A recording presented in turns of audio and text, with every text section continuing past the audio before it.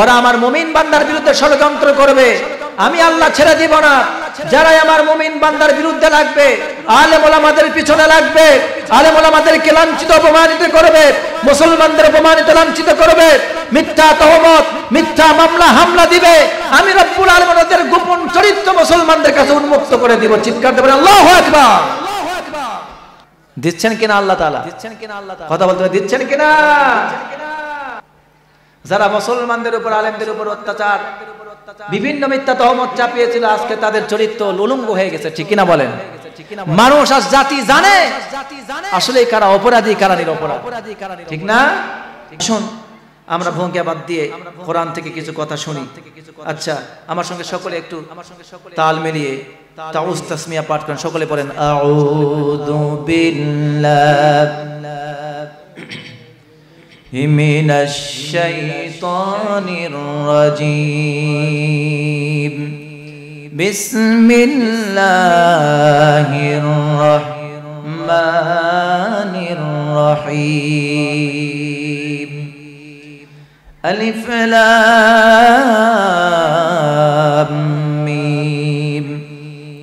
আহাসিবান নাসু আইয়ুতরাকু আইয়াকুলু আমান্না ওয়া হুম লা ইফতানুন। চিৎকার দেবেন আল্লাহু আকবার। কোরআনে কারীমের 20 নম্বর পারা 29 নম্বর সূরা সূরা আনকাবুতের প্রথম আয়াত তেলাওয়াত করলাম। আল্লাহ রাব্বুল আলামিন এখানে জানাচ্ছেন আহাসিবান নাসু আইয়ুতরাকু। মানুষ কি মনে করেছে আমরা ঈমান এনেছি এই কথা বললেই তাদেরকে ছেড়ে দেওয়া হবে? ওয়া হুম লা ইফতানুন, তাদেরকে পরীক্ষা করা হবে না। এখানে মানুষ বলতে আল্লাহর নবীর জামানায় যেই জন্মভূমিতে নবীজি জন্মগ্রহণ করেছিলেন সেই জায়গাটার নাম হলো মক্কা। নাম কি? সেইখানে আল্লাহর নবী যাদেরকে দাওয়াত দিলেন, ইসলাম কবুল করলেন, তাদেরকে বলা হয় সাহাবী। কি বলা হয়? এই দুনিয়ার সবাই মানুষ, সব মানুষ না। আল্লাহ রাব্বুল আলামিন বলেছেন উলাইকা কাল আনআমি বাল হুম আদল। আল্লাহ বলেন যাদের কান আছে কিন্তু শুনতে পায় না, সত্যের আওয়াজ তারা শুনতে পায় না, শুনতে চায় না। চোখ আছে আল্লাহর দেওয়া হালাল জিনিস তারা দেখতে পায় না, আল্লাহর নিদর্শন দেখতে পায় না, চিনতে পারে না।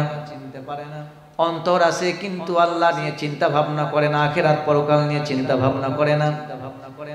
নবী রাসূল কোরআন সুন্নাহ পবিত্র জীবন সম্পর্কে চিন্তা ভাবনা করে না।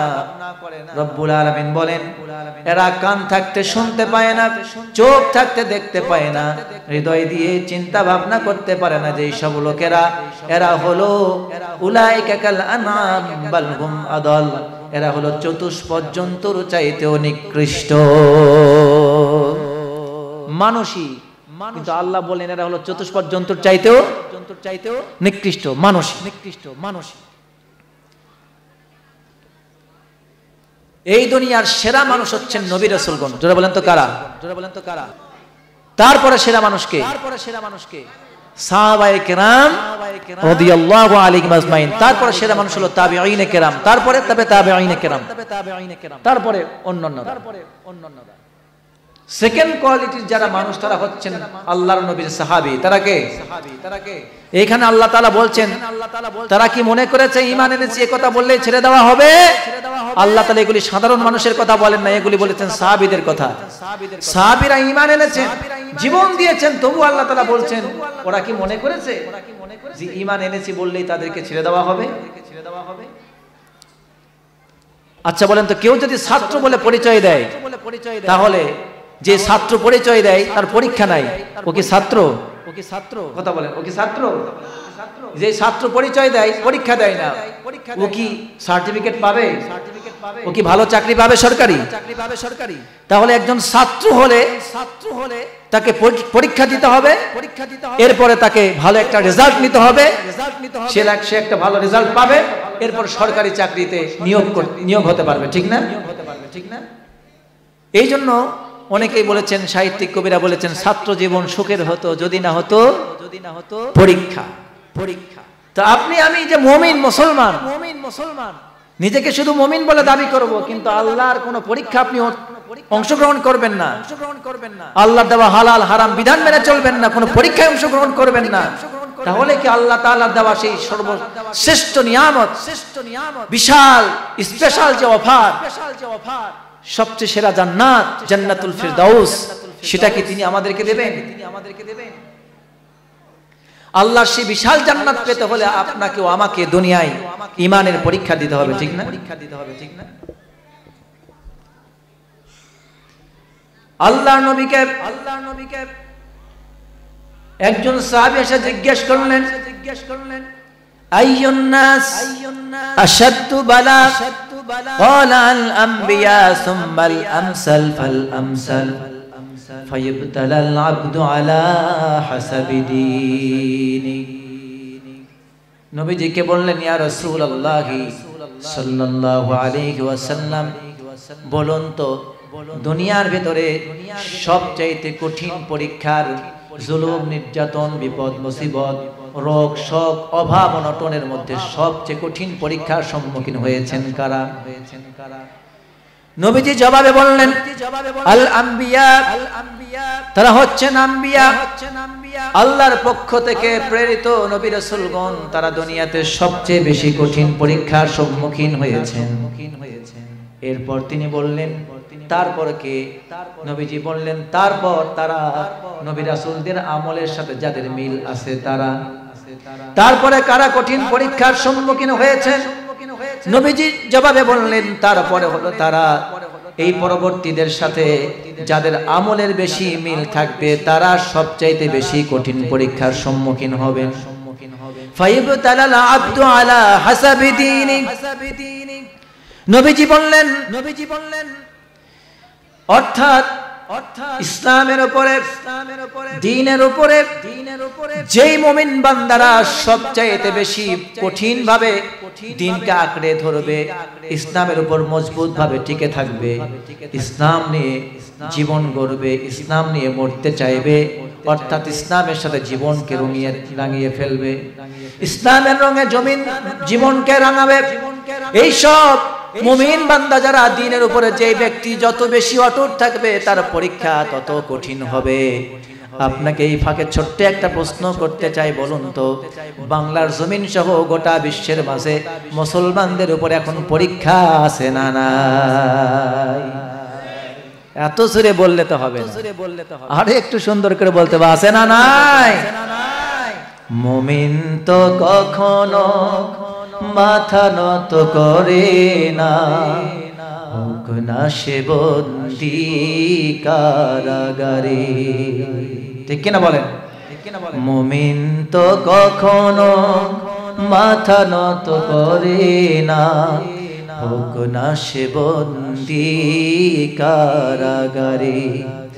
আল্লাহর ভালোবাসা যেই পেয়েছে, রুখবে তারে বলো কেমন করে? মুমিন তো কখনো মাথা নত করে না, হোক না সে বন্দী কারাগারে। আমিন বলেন, আমিন বলেন।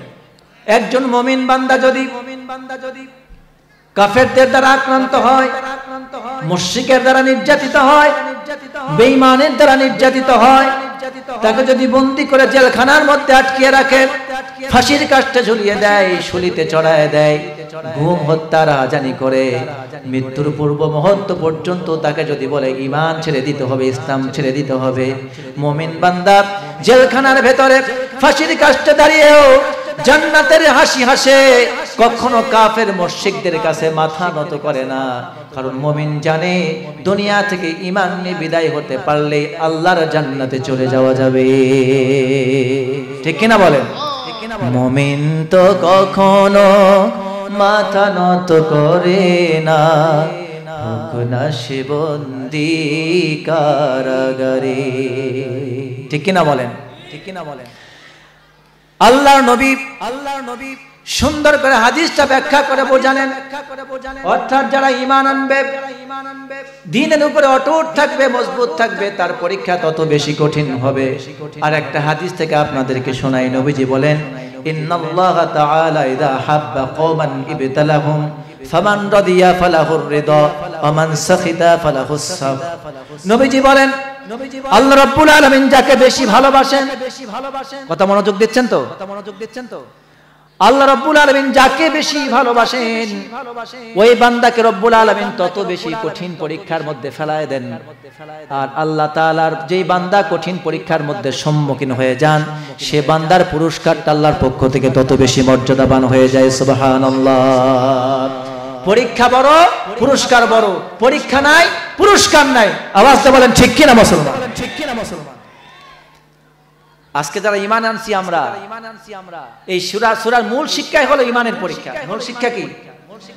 ঈমানের পরীক্ষা। আমরা যারা ঈমান এনেছি, বলুন তো আমরা কি ঈমানের পরীক্ষা দিয়েছি? আমরা ঈমানের কিন্তু পরীক্ষা দেই নাই। অথচ এমন একটা সময় ছিল শুধুমাত্র ঈমান আনার কারণে জীবন দিতে হয়েছে। কথা কি বাড়িয়ে বললাম? এমন একটা সময় ছিল যখন আপনি আমি ছিলাম না। নবী যখন প্রথম আসলেন, নবুয়ত পেলেন, মক্কায় যখন দাওয়াত দিলেন, তখন দাওয়াত দেওয়ার সাথে সাথে যারা কালেমা গ্রহণ করেছিল, এই কালেমাটা শুধু বলেছে লা ইলাহা, এই এতটুকুন কালেমা বলার অপরাধে কত সাহাবীকে জীবন দিয়ে দিতে হয়েছে, শহীদ হয়ে যেতে হয়েছে। ঠিক না? তাফসীরের ভেতরে এসেছে পরীক্ষা হবে তিনটা পদ্ধতিতে। জোরে বলেন কয়টা? তিনটা পদ্ধতিতে পরীক্ষা হবে। আল্লাহ রাব্বুল আলামিন কোরআনে কারিমে সুন্দর করে জানিয়ে দিয়েছেন, পরীক্ষা আপনাদেরকে অবশ্যই দিতে হবে। যে ব্যক্তি ঈমান আনবে, ঈমানের দাবি করলে পরীক্ষা না দিয়ে সে জান্নাতে যেতে পারবে না। আল্লাহ রাব্বুল আলামিন বলেন, আম হাসিবতুম আন তাদখুলুল জান্নাতা ওয়া লাম্মা ইয়াতিকুম মাসালুল লাযীনা খালাউ মিন ক্বাবলিকুম মাসাতুহুমুল বাসাউ ওয়াদ-দাররাউ ওয়া যুলজিলু হাত্তা ইয়াকুলার রাসূল ওয়াল্লাযীনা আমানু মা'হু মাতা নাসরুল্লাহ আলা ইন্না নাসরাল্লাহি করিব। আরেকটা আওয়াজ দিয়ে বলেন আল্লাহু আকবার। সূরা আল বাকারা কোরআনে কারীমের 2 নম্বর পারা, 2 নম্বর সূরা, 26 নম্বর রুকু, 214 নম্বর আয়াতে রব্বুল আলামিন জানিয়ে দিয়েছেন, তোমরা কি মনে করেছো এমনি এমনি আমার জান্নাতে প্রবেশ করবে? আল্লাহ রাব্বুল আলামিন পরীক্ষা নেওয়ার কথা বললেন। পরীক্ষা কোন কোন বিষয় হবে তার প্রশ্নপত্র রব্বুল আলামিন উত্তরপত্র আউট করে দিয়ে বলছেন, প্রশ্ন তো করেছি পরীক্ষা হবে, কিন্তু কোন কোন বিষয়ে পরীক্ষা হবে আল্লাহ পাক তাও আউট করে দিয়ে বলছেন। তোমরা কি মনে করেছো পরীক্ষা না দিয়ে জান্নাতে যাবে, এমনিতেই আমার জান্নাতে প্রবেশ করবে? অথচ তোমাদের পূর্বে যারা ঈমান এনেছিল তাদের উপর যে বিপদ মুসিবত এসেছিল, জুলুম অত্যাচার এসেছিল, অভাব অনটন, রোগ শোক, কঠিন জুলুম অত্যাচার তাদের উপর এমন ভাবে পেয়ে বসেছিল, ওদের পা প্রকম্পিত হয়ে গিয়েছিল।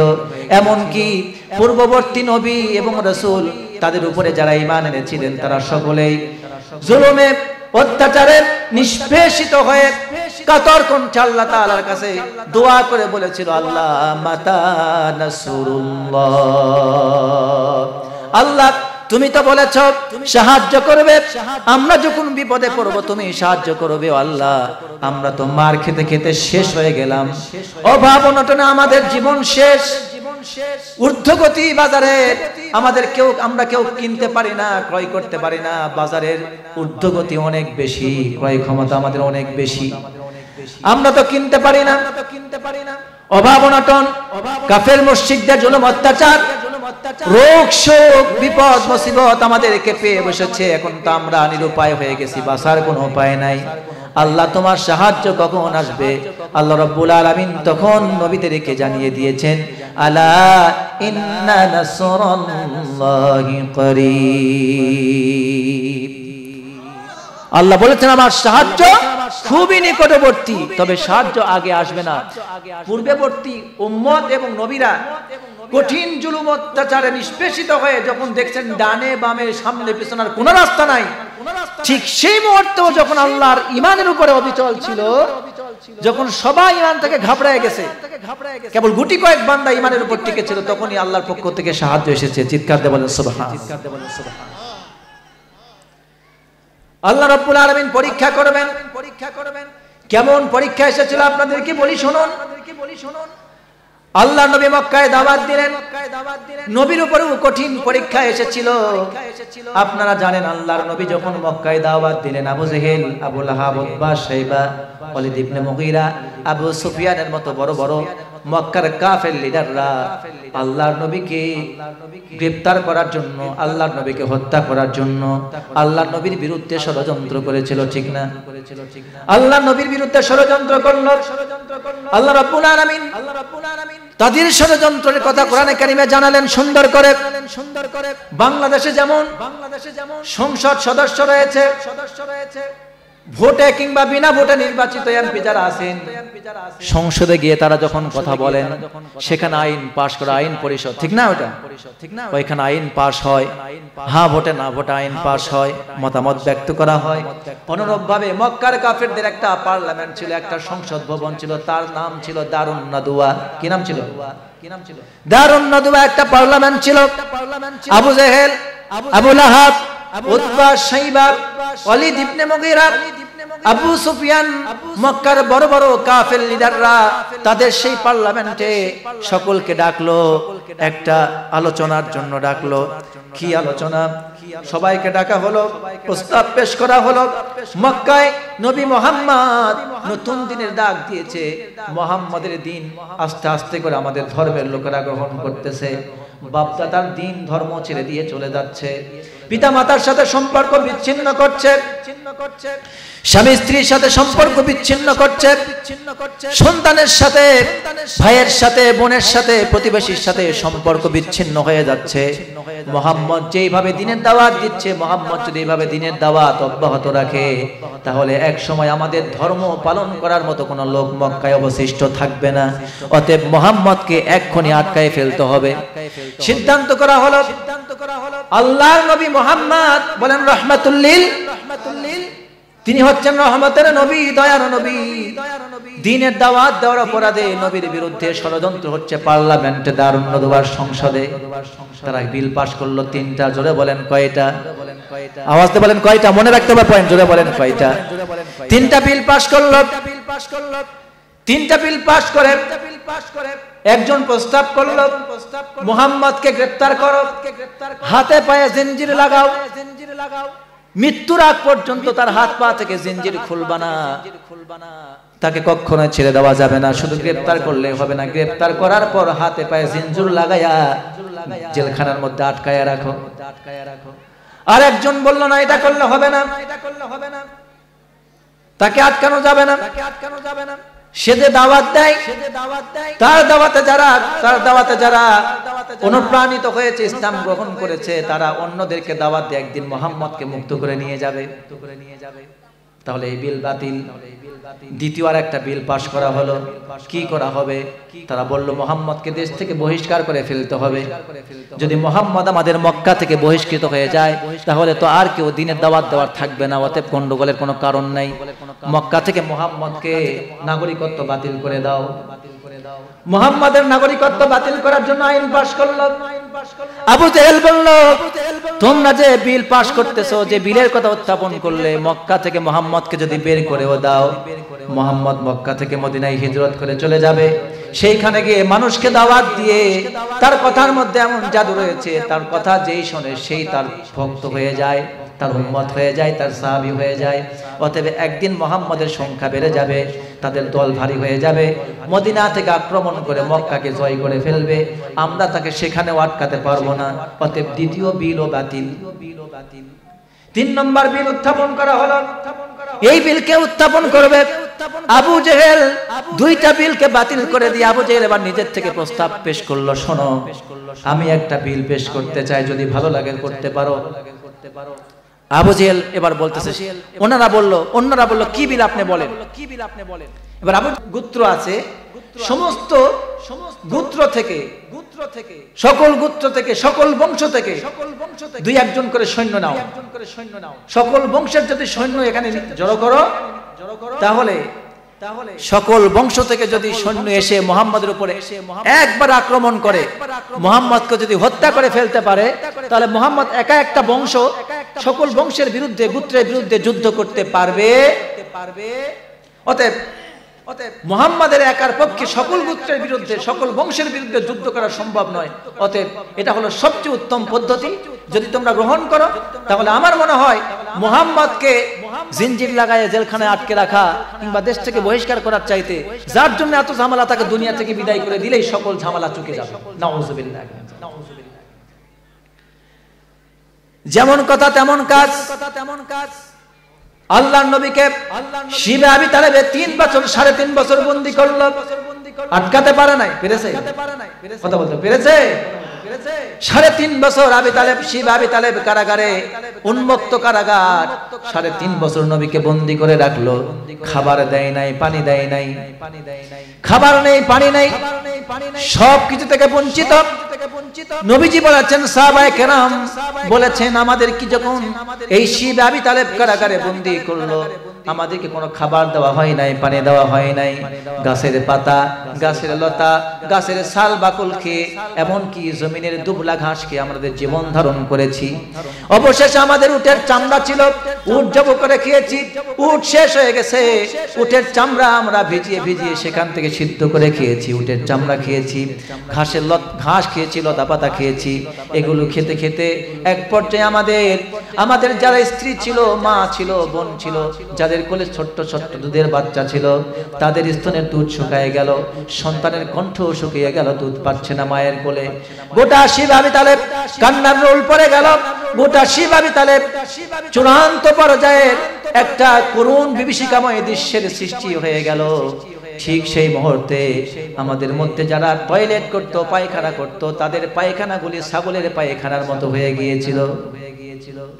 এতটা অত্যাচার করেছে, খাবার দেয় নাই, পানি দেয় নাই। এটাই শুধু না, এরপর শিবে আবি তালেব থেকে বন্দী থেকে মুক্তি হয়ে গেল। মুক্ত হওয়ার পর এবার আল্লাহর নবীকে হত্যা করার জন্য ষড়যন্ত্র করলো। আল্লাহর নবীকে ঘরের চতুর্দিক থেকে, সকল গোত্র থেকে সন্ত্রাসী ভাড়া করে, সৈন্য ভাড়া করে আল্লাহর নবীকে হত্যা করার জন্য লোক পাঠিয়ে দিল।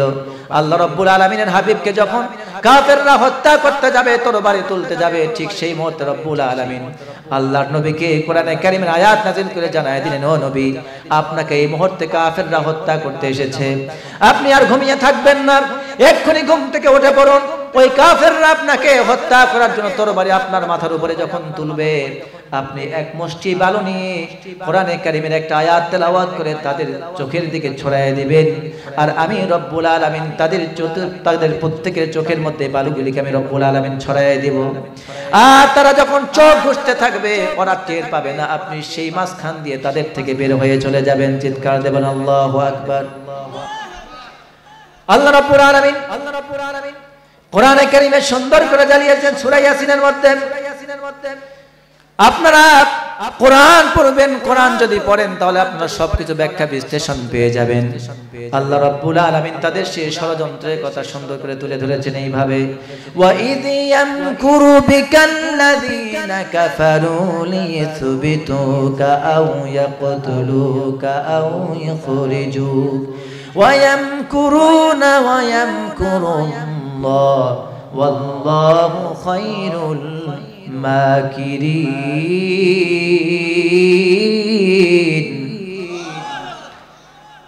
কোরআনে কারীমের সূরা আনফাল 9 নম্বর পারা 8 নম্বর সূরা 4 নম্বর রুকুর 30 নম্বর আয়াত আল্লাহ পাক জানিয়েছেন, ও নবী স্মরণ করো সেই সময়ের কথা যখন কাফেররা আপনার বিরুদ্ধে ষড়যন্ত্র করেছিল। কাফেররা তোমার বিরুদ্ধে ষড়যন্ত্র করছে, ওরা চেয়েছিল তোমাকে হত্যা করতে, তোমাকে বন্দী করতে, তোমাকে দেশ থেকে বহিষ্কার করতে।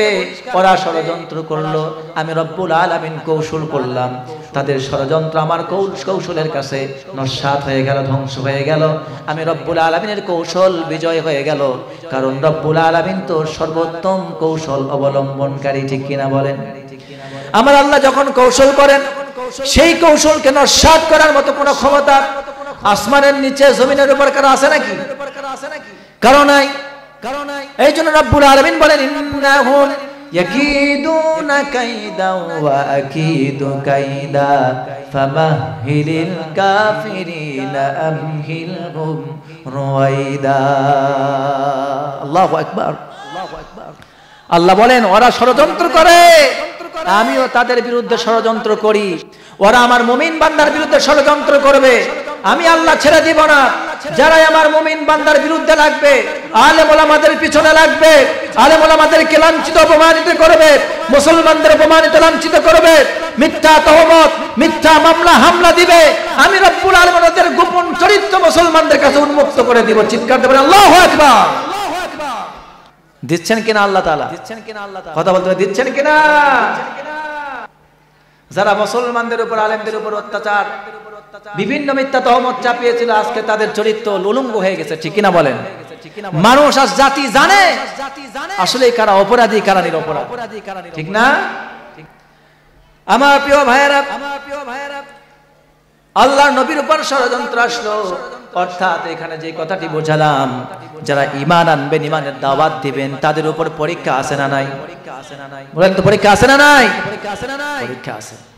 এবার একজন দেখুন, আল্লাহর নবীর একজন সাহাবী, ছোট্ট করে বলছি, গরীব সাহাবী, নাম ছিল আম্মার। জোরে বলেন তো কি নাম? নাম ছিল আম্মার। ইসলাম কবুল করলেন নবীজির কাছে, কালেমা পড়ে মুসলমান হয়ে গেলেন। তিনি তার বাড়িতে গিয়ে বাবা এবং মাকে ইসলামের দাওয়াত দিলেন। তার মা বাবাও সন্তানের মুখ থেকে নবীজির কালেমার দাওয়াত পেয়ে তারাও মুসলমান হয়ে গেলেন। চিৎকার দিয়ে বলেন আলহামদুলিল্লাহ। মুসলমান হয়ে গেলেন মা, বাবা এবং সন্তান, তিনজনের একটা ছোট্ট পরিবার। এই ইসলাম কবুল করার অপরাধে আবু জেহেল কত না কষ্ট দিয়েছে। আবু জেহেল সৈন্য পাঠায় দিল, বলল গ্রেফতার করো আম্মার, ইয়াসির এবং সুমাইয়াকে। গ্রেফতার করলো, মরুভূমির উত্তপ্ত বালুর উপরে আনা হলো।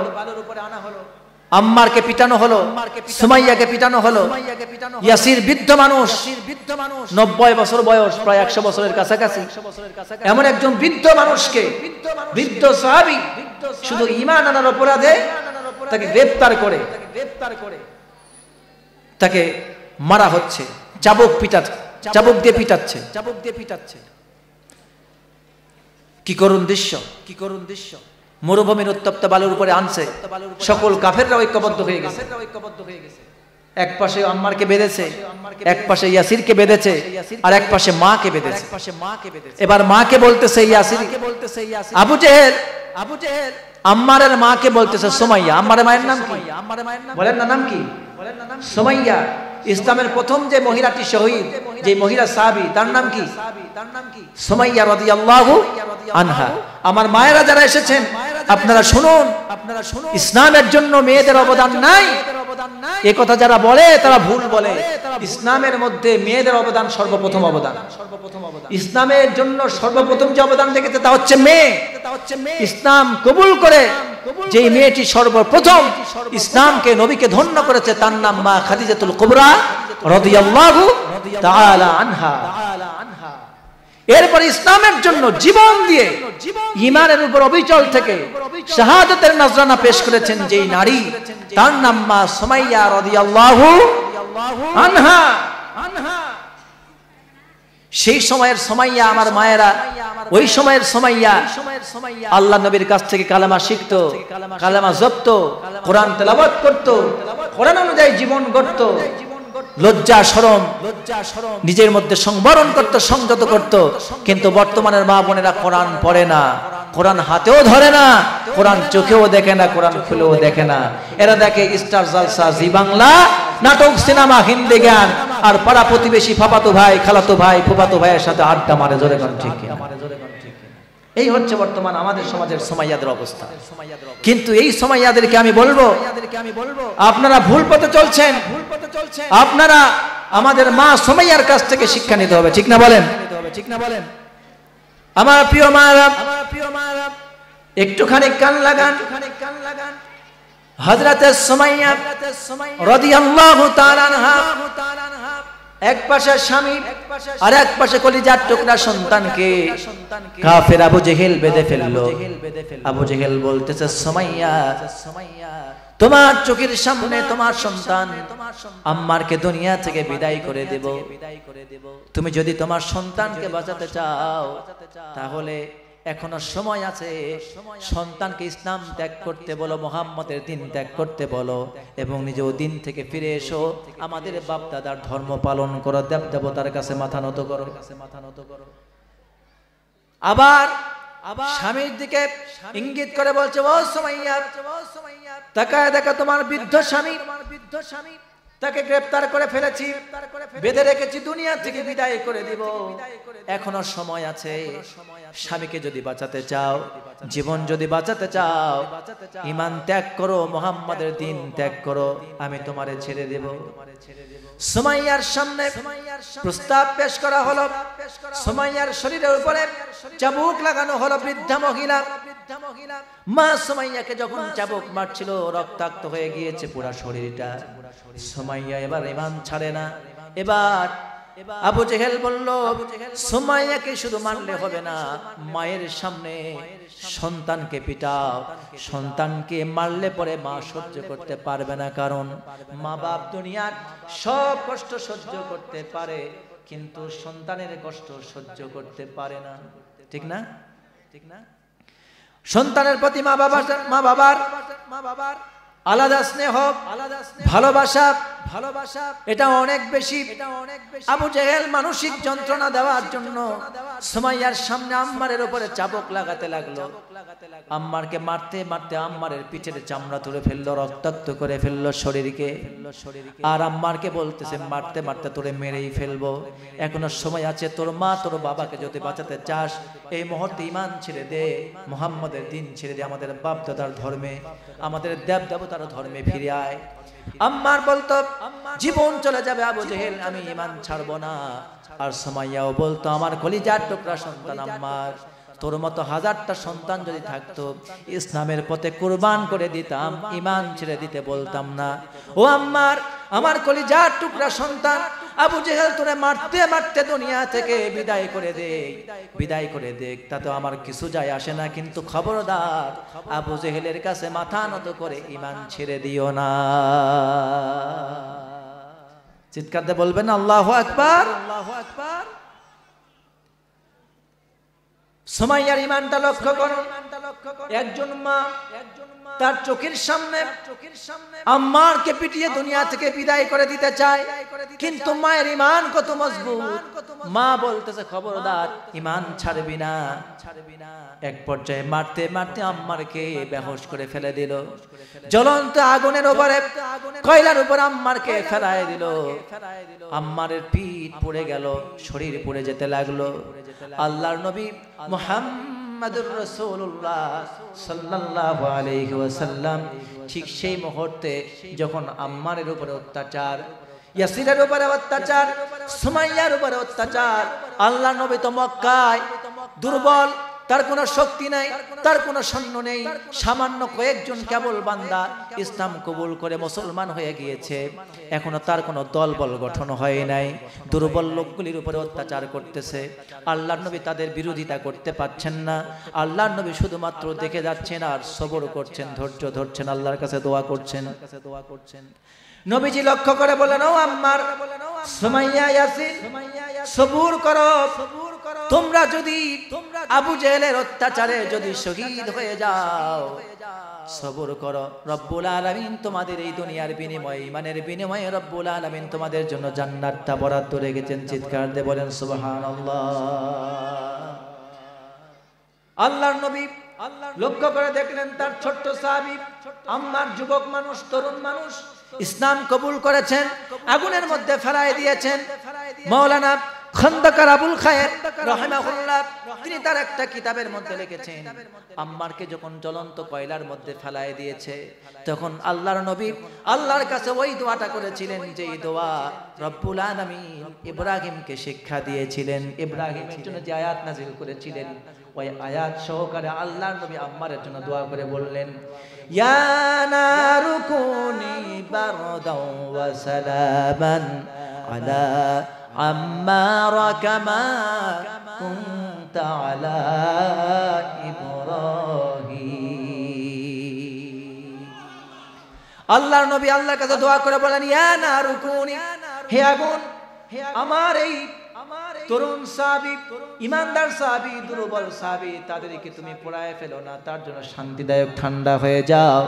যেমন করে আগুন আল্লাহর নির্দেশে নবী ইব্রাহিমের জন্য ঠান্ডা হয়ে গিয়েছিল, আমার সাহাবী আম্মারের জন্য ইব্রাহিমের মতো শীতল আরামদায়ক ঠান্ডা হয়ে যায়।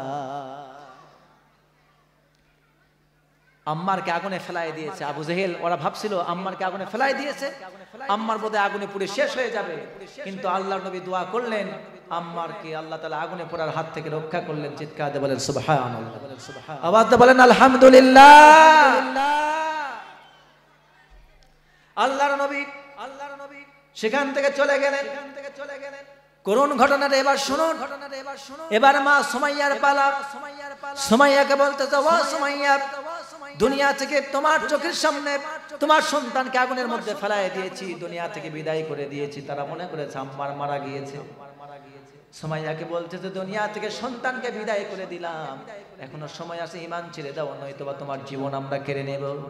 সুমাইয়া বলতেছে, আবু জেহেল আমি উত্তর দিয়ে দিয়েছি, জীবন দিয়ে দিব, ঈমান দিতে পারি না। সঙ্গে সঙ্গে সুমাইয়ার হাতটা বেঁধে ফেললো, দুইটা হাত দুই দিকে টেনে বেঁধে ফেললো, দুইটা পা দুই দিকে টেনে বেঁধে ফেললো। সুমাইয়ার শরীর থেকে একটার পর একটা বাসন খুলে ফেললো, কাপড়গুলি খুলে ফেললো। কতটা নির্মম নির্দয় অত্যাচার তার উপরে করছে। মানুষ কতটা পাষাণ হয়ে যেতে পারে, কতটা নির্লজ্জ হয়ে যেতে পারে। একজন নারীর শরীর থেকে শুধুমাত্র ঈমান আনার অপরাধে তার লজ্জাস্থানকে উলঙ্গ করে কাপড়কে খুলে অলঙ্গ করে ফেলতেছে। নাউযুবিল্লাহ। আমার প্রিয় ভাইয়েরা, উলঙ্গ করে ফেললো। এবার সুমাইয়াকে প্রস্তাব করলো, শেষ প্রস্তাব, একটা প্রস্তাব দেব, মুহাম্মাদের দিন ত্যাগ করবি, বাপদাদার ধর্মে ফিরে আসবি, যদি আসিস তাহলে তোর জীবন ভিক্ষা দিয়ে দেব, আর যদি বাপদাদার ধর্মে ফিরে না আসিস, মুহাম্মাদের দিনের উপর যদি অটল থাকিস, কালেমা যদি ছেড়ে না দিস, সুমাইয়া দুনিয়া থেকে বিদায় করে দেব। সঙ্গে সঙ্গে সুমাইয়া মনের রাগে ক্ষোভে, ঈমান আনার অপরাধে, তারা চোর ছিল না, ডাকাত ছিল না, কারো বাড়ির মাল সামানা চুরি করে নাই, কাউকে হত্যা করে নাই, কারো উপরে জুলুম অত্যাচার করে নাই, কাউকে চোর থাপ্পড় মারে নাই। অপরাধ শুধু একটা, আল্লাহর উপর ঈমান এনেছে, নবীর উপর ঈমান এনেছে। ঠিক কিনা আমার প্রিয় ভাইয়েরা? এবার সুমাইয়া শরীরের সমস্ত রাগকে কণ্ঠে জমা করে, সমস্ত শরীরকে শক্তি জগিয়ে তিনি এবার চিৎকার করে বললেন, আবু জেহেল নিষ্ঠুর নির্দয় ও কাফেরের বাচ্চা, শুনে রাখ, আমি সুমাইয়া জীবন দিয়ে দিব, ঈমান ত্যাগ করব না। এই কথা বলে সুমাইয়া মুখের মধ্যে থুতু এনে আবু জেহেলের মুখ বরাবর থুতু নিক্ষেপ করে জানায় দিল, যারা নবীর উপর ঈমান আনে, আল্লাহর উপর ঈমান আনে, তারা ঈমান দিয়ে, তারা ঈমানকে টিকিয়ে রেখে জীবন দিয়ে শহীদ হয়ে যায়, কিন্তু কাফেরদের কাছে কখনো গোলামের শিকার হয় না, ঈমান কখনো তাদের কাছে বিক্রি করে দেয় না। ঠিক কিনা বলেন? ঠিক কিনা বলেন? এবার আবু জেহেল, সুমাইয়া যখন থুতু মেরেছে, আর আবু জেহেলের রাগ বেড়ে গেল। সঙ্গে সঙ্গে আবু জেহেল ঘোষণা করলো সৈন্যদেরকেও, আমার সৈন্যরা একটা লোহার বর্ষা আনো, জ্বলন্ত আগুনের মধ্যে দিয়ে দাও। লোহার বর্ষা আগুনে দিল, গরম করলো, লাল যখন টকবকে হয়ে গেল, এই জ্বলন্ত কয়লার মধ্যে এবার লোহার বর্ষা গরম করে লাল টকবকে লোহার বর্ষাকে এবার উঁচু করে ধরলো। দেখতে পাচ্ছেন? উঁচু করে ধরলো। সুমাইয়ার লজ্জাস্থান বরাবর একটা বর্ষা নিক্ষেপ করলো। লাল টকবগে লোহার বর্ষার আঘাতে হযরতে সুমাইয়া দুর্বল একজন বৃদ্ধা মহিলা ঈমানের জন্য জীবন দিয়ে লোহার বর্ষার আঘাত সহ্য করে লজ্জাস্থান ভেদ করে পার থেকে পার চলে গেল। তবুও কাফেরের কাছে ঈমান তিনি বিক্রি করে দেন নাই। ঈমান নিয়ে শাহাদাতের নজরানা পেশ করে আল্লাহর জান্নাতে চলে গেল। আর দুনিয়ার সমস্ত নারীদেরকে শিক্ষা দিয়ে গেল, ও দুনিয়ার সুমাইয়ারা, তোমরা শুনে রাখো, আমি তোমাদের মতো একজন নারী। আমি কোরআন তেলাওয়াত করতাম, নবীজির অনুসরণ করতাম, নবীজির কালেমা জপতাম। এইভাবে ঈমান আনার কারণে আমি জীবন দিয়ে চলে গেলাম, কিন্তু কাফেরদের মতবাদ, কাফেরদের আদর্শ গ্রহণ করি নাই। আমার সুমাইয়ারা, পরবর্তীরা, তোমরাও ঈমান যদি আনতে পারো, আমার মতো যদি জীবন দিয়ে দিতে পারো কাফেরদের সামনে, তাহলে আমি সুমাইয়া সাক্ষী রয়ে গেলাম। আল্লাহ পাক তোমাদের জন্য, আল্লাহ রাব্বুল আলামিন জান্নাতটা ওয়াজিব করে দিবেন। সুবহানাল্লাহ। হযরতে সুমাইয়া শহীদ হয়ে গেলেন। খুব সংক্ষেপ বলছি, এবার ইয়াসিরকে ধরল।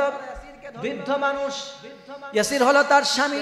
ইয়াসিরকে বলতেছে, ও ইয়াসির, তোমার চোখের সামনে তোমার সন্তানকে বিদায় করলাম, তোমার কলিজার, তোমার প্রাণ প্রিয় স্ত্রীকে বিদায় করে দিলাম। এখনো সময় আছে, ঈমান ছাড়বা নাকি জীবন দিবা? ইয়াসির ঘোষণা করে দিল, আমি বৃদ্ধ মানুষ, ঈমান এনেছি, জীবন দিয়ে দেব। আমার মতো, আমার স্ত্রীর মতো করে আমি জীবন দিয়ে বিদায় হয়ে যাব, কিন্তু ঈমান ছেড়ে দেব না। আমার স্ত্রী যেই পথে ঈমান নিয়ে চলে গেছে, আমি ইয়াসির সেই পথেই ঈমান দিয়ে চলে যেতে চাই। এবার ইয়াসিরকে ওরা কঠিন শাস্তি দিল। আবু জেহেল বলল, ইয়াসিরকে এমন শাস্তি দিব যাতে করে মক্কায় নতুন করে কেউ ঈমান গ্রহণ করার সাহস না পায়, কেউ নতুন করার জন্য ঈমান গ্রহণ না করে, ইসলাম গ্রহণ না করে। এবার আবু জেহেল ঘোষণা করলো, দুইটা উট আনো। দুইটা উট আনলো, দুইটা উট আনা হলো। দুই দিকে দুইটা উটকে দাঁড় করে দেওয়া হলো। দুইটা উটের পায়ের সাথে দুইটা রশি বেঁধে দেওয়া হলো। একটা রশি ইয়াসিরের পায়ের সঙ্গে আটকায় দেওয়া হলো। দুইটা রশি দুই দিক থেকে ইয়াসির রাদিয়াল্লাহু তাআলা আনহুর দুই পায়ে বেঁধে দেওয়া হলো। আর দুইটা উটকে দুই দিকে দাঁড় করে দেওয়া হলো। এবার আবু জেহেল ঘোষণা করলো, ও ইয়াসির, তুমি তাকায়া দেখো, দুই দিকে দুইটা উট বাঁধা, দুইটা উটের পায়ে দুইটা রশি তোমার পায়ের সঙ্গে বাঁধা, দুইটা পিঠের উপরে, এই দুইটা উটের পিঠের উপরে চাবুক মারতে বলবো আমার সৈন্যদেরকে। আমার সৈন্যরা দুইটা উটের পিঠের উপরে চাবুক মারতে লাগবে।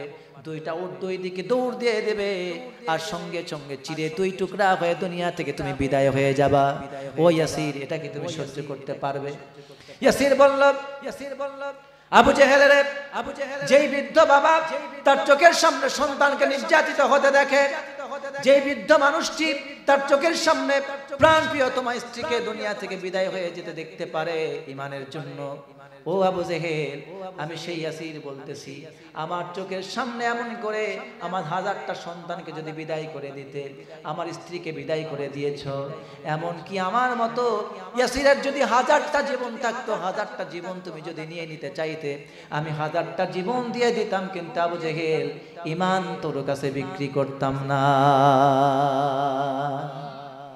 আবু জেহেল এবার ঘোষণা দিয়ে দিল, দুইটা উটের পিঠের উপরে চাবুক লাগাও। দুইটা উটের পিঠের উপরে চাবুক মারতে লাগলো। আরেক জায়গায় এসেছে, মুফাসসিরিনে কেরাম বলেছেন, চাবুক মারার পর দুইটা উট যখন সামনের দিকে পা বাড়ায় না, কদম তোলে না, আবু জেহেল বুঝতে পারলাম এই দুইটা উট আল্লাহর এই মুমিন বান্দাকে সাহায্য করতে চায়। এবার সেই জন্য আবু জেহেল বলল, দুইটা লোহার পেরেক গরম করো। দুইটা লোহার পেরেক আনলো, বড় বড় দুইটা লোহার পেরেক আনার পর জ্বলন্ত কয়লার মধ্যে দিয়ে দিল। এবার জ্বলন্ত কয়লার মধ্যে দুইটা লোহার পেরেক যখন গরম হয়ে উত্তপ্ত হয়ে লাল টকবকে হয়ে গেল, আবু জেহেল বলল, উটগুলা কেন সামনের দিকে পা বাড়ায় না? অতএব এই উটগুলো চাবুক মারলে যাবে না, এই দুইটা উটের পেছন দিক দিয়ে এই দুইটা লোহার পেরেক, লাল টকবকে গরম করা লোহার পেরেক প্রবেশ করায় দাও, ঢুকাইয়া দাও। আবু জেহেল কত নিষ্ঠুর নির্দয়, তার ঘোষণা পাওয়া মাত্র তার সৈন্যরা লোহার পেরেক গরম করে লাল টকবকে করার পর দুইটা লোহার পেরেক উটের পেছনের রাস্তা দিয়ে প্রবেশ করায় দিল। সঙ্গে সঙ্গে উটগুলি আকাশের দিকে মাথা উঁচু করে চিহি বলে ডাক দিয়ে আল্লাহকে যেন বলে দিল, আল্লাহ, আমাদের বড় ইচ্ছা ছিল আমরা চেষ্টা করেছিলাম তোমার সাহাবীকে বাঁচানোর জন্য, অনেক চেষ্টা করলাম কিন্তু বাঁচাতে পারলাম না। নিষ্ঠুর নির্দয় আবু জেহেল আমাদের কেমন ভাবে নির্যাতিত করেছে, আর স্থির থাকতে পারলাম না। সঙ্গে সঙ্গে দুইটা উট দুই দিকে কদম তুলে যখন দৌড় দিয়ে দিল, বৃদ্ধ ইয়াসির দুনিয়া থেকে চিরে দুই টুকরা হয়ে আল্লাহর জমিন থেকে বিদায় হয়ে গেল। কিন্তু তবুও কাফেরদের কাছে এক মুহূর্তের জন্য মাথা নত করে ঈমান বিক্রি করে দেয় নাই। চিৎকার দিয়ে বলুন আল্লাহু আকবার, লিল্লাহি তাকবীর, কোরআন সুন্নাহ, লিল্লাহি তাকবীর। আমার প্রিয় ভাইয়েরা, এবার একটু লক্ষ্য করুন, যেই শিক্ষার জন্য আপনাদেরকে বললাম, বলুন তো ইয়াসির রাদিয়াল্লাহু আনহু, সুমাইয়া রাদিয়াল্লাহু আনহা, আম্মার রাদিয়াল্লাহু আনহু, এমনি করে যারা কঠিন নির্যাতনের শিকার হয়েছিলেন তারা কি চোর ছিলেন? কথা বলতে চোর ছিলেন? ডাকাত ছিলেন? ধর্ষণকারী? মানুষকে অত্যাচার করেছিল? অপরাধ কি? বলেন অপরাধ কি? অপরাধ একটাই, শুধু ঈমান এবং ইসলাম। ঈমান কি? ঈমান এনেছে, এই ঈমানের দাওয়াত মানুষের সামনে প্রকাশ করে দিয়েছে। তাহলে তারা কেমন ভাবে ঈমান এনেছিল? কালেমাটা কেমন ভাবে মানুষের সামনে প্রকাশ করেছিল? কিভাবে ইসলামের কথা মানুষের সামনে বলেছিল? যে ইসলামের কথাটা বলার কারণে, অন্যায়ের কথাটা প্রচার করে দেওয়ার কারণে, আর সঠিক দিনের কথাটা বলার কারণে, ঈমান প্রকাশ করার কারণে কাফের মুশরিকরা তাদেরকে বিনা অপরাধে, বিনা মামলা, কোন ধরনের মামলা অপরাধ ছাড়াই যাদেরকে দুনিয়া থেকে বিদায় করে দিয়েছিল, ওদের মতো কাফের বর্তমানেও আছে না নাই? আওয়াজ দিয়ে বলতে হবে, আছে না নাই? সেই সময়ে অত্যাচার করত কাফেররা মুসলমানদের উপরে, আর বর্তমান জামানায় মুসলমানদের উপর অত্যাচার করে কালেমা পড়া নামধারী কিছু মুনাফিক মুসলমান। জোরে কোন ঠিক কিনা?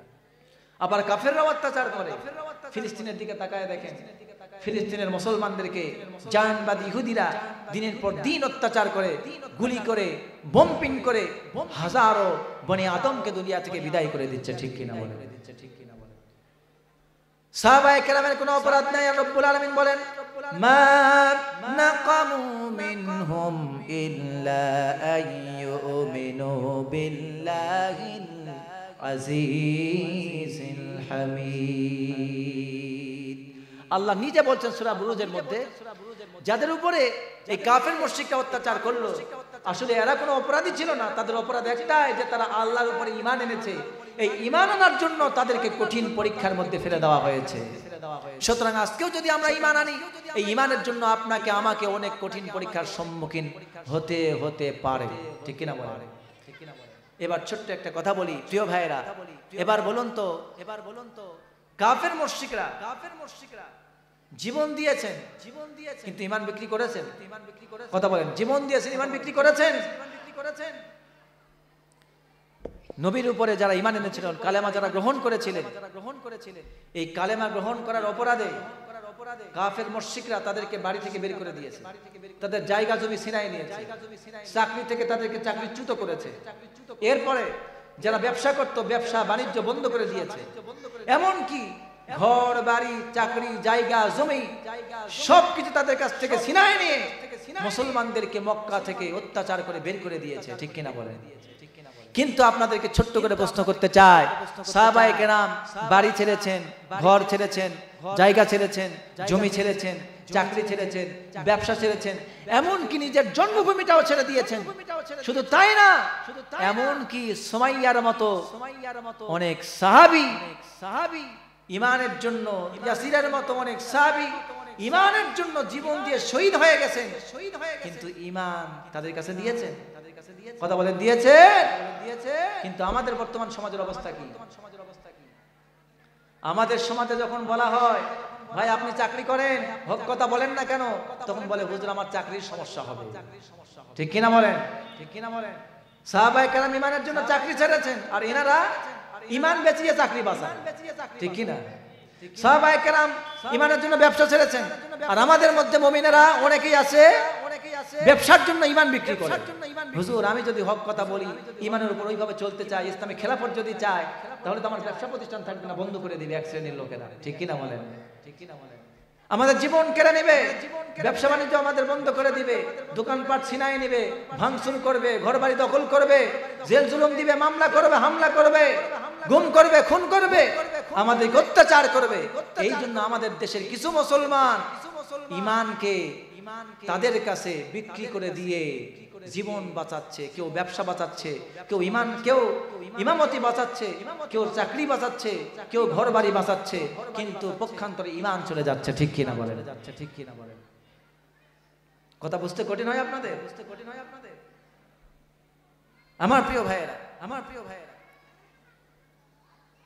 তারা এত কষ্ট সহ্য করলেন ঈমানের জন্য। আজকেও আপনি তাকিয়ে দেখেন, এক শ্রেণীর মুসলমান আছে এই বাংলার জমিনে ঈমানের জন্য, ইসলামের জন্য, হক কথা বলার জন্য, হকের পথে লড়ার জন্য সবসময় অগ্রগামী।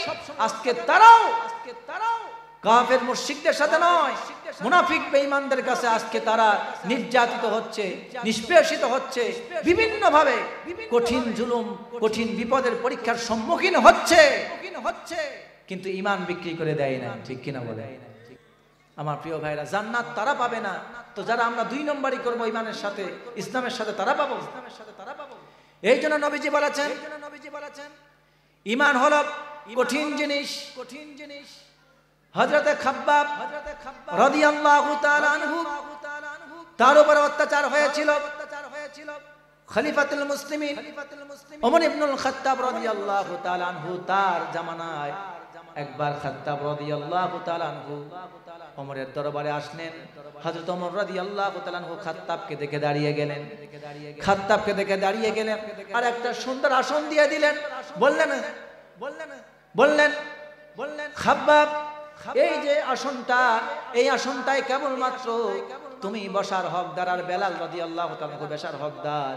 এই আসনে তুমি ছাড়া আর কেউ বসবে না, বেলাল ছাড়া কেউ বসবে না। খাব্বাব রাদিয়াল্লাহু তাআলা আনহু জিজ্ঞেস করলেন, আমিরুল মুমিনিন, কারণটা কি? আমরা ছাড়া কেউ এখানে বসবে না, তার কারণটা কি? হযরত ওমর ফারুক রাদিয়াল্লাহু তাআলা আনহু জবাব দিয়ে বললেন, ও খাত্তাব শোনো, যখন মক্কায় কঠিন পরীক্ষা হয়েছিল তখন কেবলমাত্র তোমাদের মতো কিছু সাহাবী তারা কঠিন পরীক্ষার সম্মুখীন হয়েছিল। ওই কঠিন পরীক্ষার সম্মুখীন হওয়ার কারণে রব্বুল আলামিন তাদের দামকে বাড়ায় দিয়েছেন। এই জন্য আমরাও তাদের দাম দুনিয়ায় দিতে চাই। এই জন্য এই আসনটা তোমাদের জন্য, যে আল্লাহ রব্বুল আলামিন দুনিয়া এবং আখিরাতে তোমাদের সম্মানকে বাড়ায় দিয়েছেন। সুবহানাল্লাহ। হযরতে খাব্বাব রাদিয়াল্লাহু তাআলা আনহু নবীজির কাছে আসলেন। ওমর ইবনুল খাত্তাব রাদিয়াল্লাহু তাআলা আনহুর কাছে আসলেন। খাব্বাব রাদিয়াল্লাহু তাআলা আনহুকে বসতে দিলেন, আর ওমর রাদিয়াল্লাহু আনহু তাকে জিজ্ঞেস করলেন, ও খাব্বাব, আমরা জেনেছি, শুনেছি আপনারা ইসলামের প্রাথমিক যুগে অনেক কঠিন পরীক্ষার সম্মুখীন হয়েছিলেন। তার একটা ঘটনা আমাকে বলবেন নাকি? আপনার উপর কিভাবে অত্যাচার করা হয়েছিল? খাব্বাব রাদিয়াল্লাহু তাআলা আনহু পিঠের জামা খুলে ওমর ইবনুল খাত্তাব রাদিয়াল্লাহু তাআলা আনহুকে দেখালেন, আর বললেন, ও ওমর, যখন আমি মক্কায় ইসলাম কবুল করেছিলাম তখন মক্কার কাফেরেরা আমাকে গ্রেফতার করে জ্বলন্ত কয়লার উপরে চিৎ করে শোয়ায় দিয়েছিল, আর আমার পিঠের চামড়া গোস্ত পুড়ে গিয়ে রক্ত চর্বি টপ টপ করে গলে পড়ে জ্বলন্ত কয়লা নিভে গিয়েছিল। ওই জ্বলন্ত কয়লায় আমার রক্ত, আমার চর্বি, আমার গোস্ত পুড়ে যে ক্ষত হয়েছিল, আজও পর্যন্ত সেই ক্ষতস্থান আর পূরণ হয় নাই। হযরত ওমর ফারুক রাদিয়াল্লাহু তাআলা আনহু খাব্বাবের এই পিঠ থেকে তিনি চমকে উঠলেন। তিনি বললেন, খাব্বাব, এমন চিকন পিঠটা আমি দেখি নাই। পেছন থেকে খাব্বাবের পিঠের দিকে কেউ যদি তাকাতো তাহলে খাব্বাবের পেছন থেকে শুধুমাত্র তার মেরুদণ্ডের হাড় দেখা যেত, আর তার উপরে পাতলা আবরণের চামড়া দেখা যেত, গোস্ত দেখা যেত না। খাব্বাব রাদিয়াল্লাহু তাআলা আনহু তাকে ঘটনা শোনালেন। খাব্বাব রাদিয়াল্লাহু তাআলা আনহু বলেন, আমরা যখন কঠিন পরীক্ষার সম্মুখীন হলাম, জ্বলন্ত কয়লায় আমাদেরকে পোড়ানো হলো, এক পর্যায়ে জুলুম নির্যাতন নিষ্পেষিত হয়ে নির্যাতিত হয়ে আমরা কয়েকজন সাহাবী রাসূলের কাছে আসলাম। নবীজি তখন কাবার চত্বরে হেলান দিয়ে তিনি আরাম করছিলেন। খাব্বাব রাদিয়াল্লাহু তাআলা আনহু বলেন, তার একটা হাদিস আপনাদেরকে আমি বর্ণনা করে শোনাচ্ছি। বুখারী শরীফের মধ্যে এসেছে, হযরতে খাব্বাব বলেন, শাকাওনা ইলা রাসূলিল্লাহি সাল্লাল্লাহু আলাইহি ওয়াসাল্লাম, আমি নবীজির কাছে আসলাম। কয়েকজন সাহাবী নবীজির কাছে অভিযোগ পেশ করে বললাম, ওয়া হুয়া মুতাওয়াসসাদুন বুরদাতান লাহু ফি জিল্লিল কাবা। নবীজি তখন কাবার চত্বরে চাদর মুড়ি দিয়ে আরাম করছিলেন। আমি নবীজিকে বললাম, আলা তাদউল্লাহ লানা আলা তাস্তানসিরু লানা, হে আল্লাহর নবী, এই মক্কায় আমরা মার খেতে খেতে শেষ হয়ে গেলাম। আমাদের কাউকে আগুনের মধ্যে পোড়ায় মারতেছে, আগুনের মধ্যে শোয়ায় দিচ্ছে, কারো বুকের উপরে পাথর চাপা দিয়ে রাখতেছে, বেলালের বুকের উপরে। আবার সুমাইয়াকে দুনিয়া থেকে শহীদ করে দিচ্ছে, বিদায় করে দিচ্ছে। ইয়াসিরকে দুনিয়া থেকে বিদায় করে দিয়েছে। আমাদের ঘর বাড়ি জায়গা তুমি সব ছিনায় নিয়েছে। আমার যে ব্যবসা ছিল, কর্মকারের কাজ করতাম, কামারশালা, যেই দোকানে বসে ঢাল তরবারি দা খন্তা বানাতাম, আমার সেই কামারশালা পর্যন্ত কাফেরেরা ছিনায় নিয়েছে আমার কাছ থেকে। আমার তার কর্ম করার মতো কিছুই নাই। ইয়া রাসূলুল্লাহ, মার খেতে খেতে ঘর বাড়ি জায়গা জমি সব থেকে বঞ্চিত হয়ে গেছি। এখন তো আমাদের বাঁচার মতো কোনো পথ নাই, জীবিকা নির্বাহের কোনো পথ নাই। ইয়া রাসূলুল্লাহ সাল্লাল্লাহু আলাইহি ওয়াসাল্লাম, আপনি আল্লাহর কাছে দোয়া করুন, এই কাফেরদের জুলুম অত্যাচার থেকে রব্বুল আলামিন যেন আমাদেরকে সাহায্য করেন, আমাদেরকে যেন উদ্ধার করেন। এই কথা শোনার সাথে সাথে নবীজি বসা থেকে হেলান দেওয়া থেকে সোজা হয়ে বসলেন। হাদিসের মধ্যে এসেছে তার চেহারা লাল হয়ে গেল। নবীজি জবাবে বললেন, ফামান কানা রাজুলু ক্বাবলাকুম, নবীজি বললেন, ও খাব্বাব, তোমাদের পূর্বে যারা ঈমান এনেছিল, ঈমান আনার অপরাধে ফায়ুখাদুর রাজুলু, তাদেরকে কাফিররা ধরতো, ফায়ুহফারু লাহু ফিল আরদি, এরপর তাদের এনে জমিনে গর্ত খনন করত, তাদেরকে কোমর পর্যন্ত গেড়ে দিত, ফায়াজআলু ফীহি, কোমর পর্যন্ত তাদেরকে মাটির মধ্যে গেড়ে দিত, ফায়ুদাউ আলা রাসিহি ফায়ুজাউ মিন ইনশার, এরপরে লোহার করাত আনত, ফায়ুদাউ আলা রাসিহি, এই লোহার করাত এনে মাথার উপরে রেখে দিত। এরপর জীবন্ত মানুষটাকে লোহার করাত দিয়ে চিরে চিরে দুই টুকরা করে আলাদা করে ফেলতো। তবুও ওমা ইয়াসুদ্দুহু যালিকা আন দীনিহি, এইভাবে পূর্ববর্তী উম্মতদেরকে ঈমান আনার অপরাধে লোহার করাত দিয়ে চিরে চিরে দুই টুকরা করে আলাদা করে ফেলেছে, কিন্তু তাদেরকে ঈমান থেকে এক চুল পরিমাণ তাদেরকে সরাতে পারে নাই। সুবহানাল্লাহ বলেন, সুবহানাল্লাহ বলেন। শুধু তাই না, ফায়ুজাউ বিমিশাতিল হাদিদ, এরপরে লোহার চিরুনি আনতো, শরীর থেকে হাড় থেকে গোস্তগুলি লোহার চিরুনি দিয়ে আশ্রি আলাদা করে ফেলতো। জীবন্ত মানুষের শরীর থেকে লোহার চিরুনি দিয়ে আশ্রায়া জীবন্ত মানুষের শরীর থেকে চামড়া ছিঁড়ে গোস্ত ছিঁড়ে আলাদা করে ফেলতো। মা ইয়াসুদ্দুহু যালিকা আন দীনিহি, তবুও তাদের কাছ থেকে ঈমান কেড়ে নিতে পারে নাই। ও খাব্বাব, ওয়াল্লাহি লা ইউতাম্মান্না হাযাল আমর, আল্লাহর কসম করে বলছি, এমন একটা সময় আসবে যেই সময়ে হাত্তা ইয়াসিরুর রাকিবু মিন সানা ইলা হাদারামাউত, সেই দিন ইয়ামিনের সানা থেকে হাজারামাউত পর্যন্ত মানুষ একাকী চলাফেরা করবে, সওদাগররা চলাফেরা করবে, ব্যবসায়ীরা ব্যবসায়ী কাফেলা নিয়ে চলাফেরা করবে।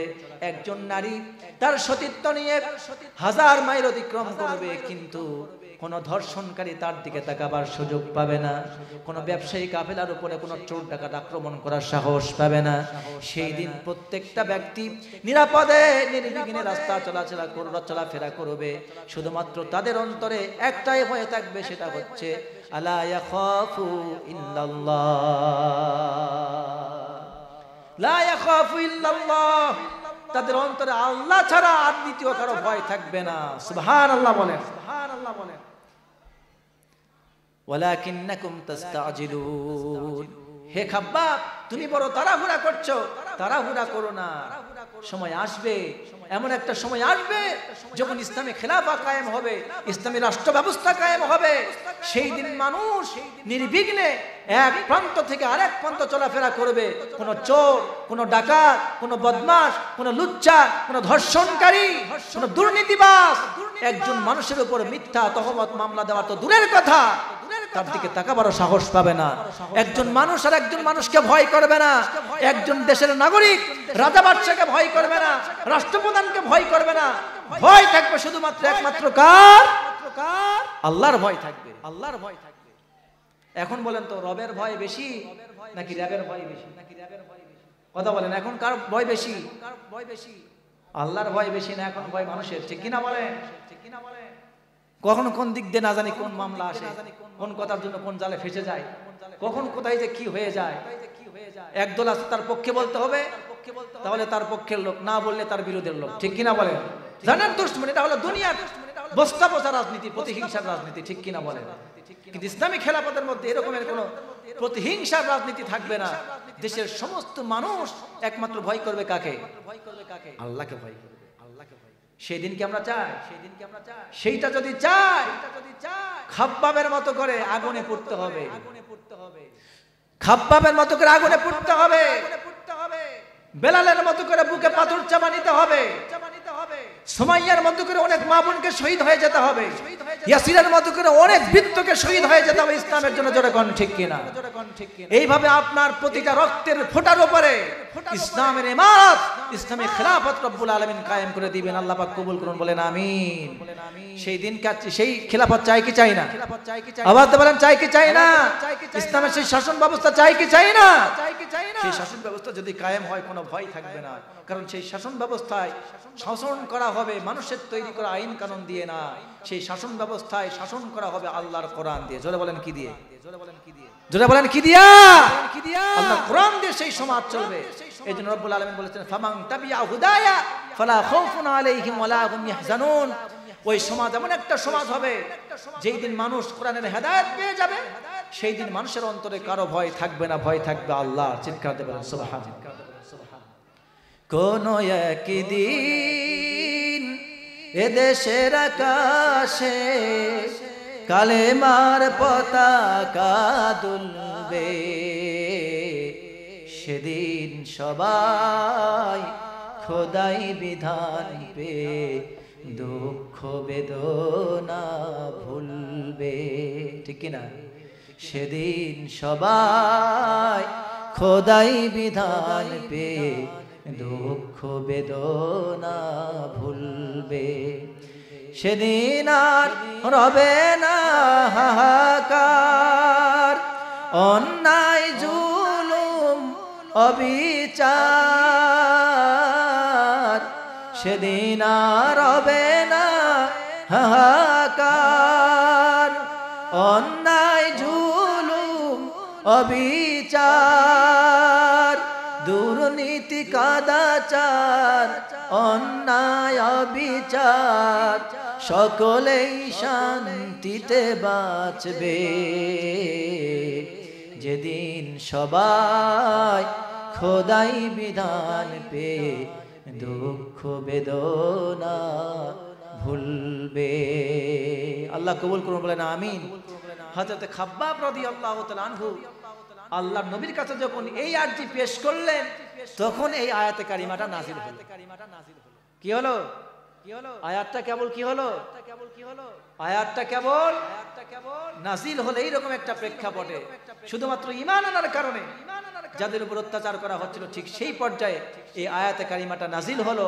আর খাব্বাব সহ যারা অত্যাচারিত হয়েছিলেন তাদেরকে আয়াত নাজিল করে আল্লাহ পাক জানিয়ে দিলেন, ও ঈমানদারেরা, ও মক্কার সাহাবীরা, নবীর সাহাবীরা, তোমরা কি মনে করেছো আমরা ঈমান এনেছি, নবীকে বিশ্বাস করেছি, কালেমা পড়েছি, এই কথা বললেই ছেড়ে দিব?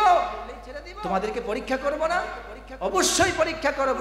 পরীক্ষা না করে কাউকে ছাড় দেওয়া হবে না, কারণ বলেন কিসের জায়গা? পরীক্ষার জায়গা। এবার আমি এই আয়াতের উপরে সংক্ষিপ্ত 10টা মিনিট ব্যাখ্যা তাফসীর আপনাদেরকে শোনাতে চাই। মনোযোগ আছে তো আপনাদের? আমি আপনাদেরকে জোর করে বসিয়ে শোনাবো না, কারণ যাদের কোরআন শোনার জন্য যদি আগ্রহ না থাকে তাকে কি জোর করে শোনানো যাবে? আপনি যদি কাউকে জোর করে ঔষধ খাওয়া, তাহলে এই ঔষধ খাওয়ার পরে এই ঔষধ যদি তার পেটে না আসে, রুচিতে যদি না লাগে, তাহলে এটা ক্ষতিও করতে পারে, ঠিক কিনা বলে? কিন্তু আবার যদি জোর করে সঠিক সময় সঠিক ঔষধ খাওয়া, তাহলে আবার অসুখও সারবে, ঠিক না?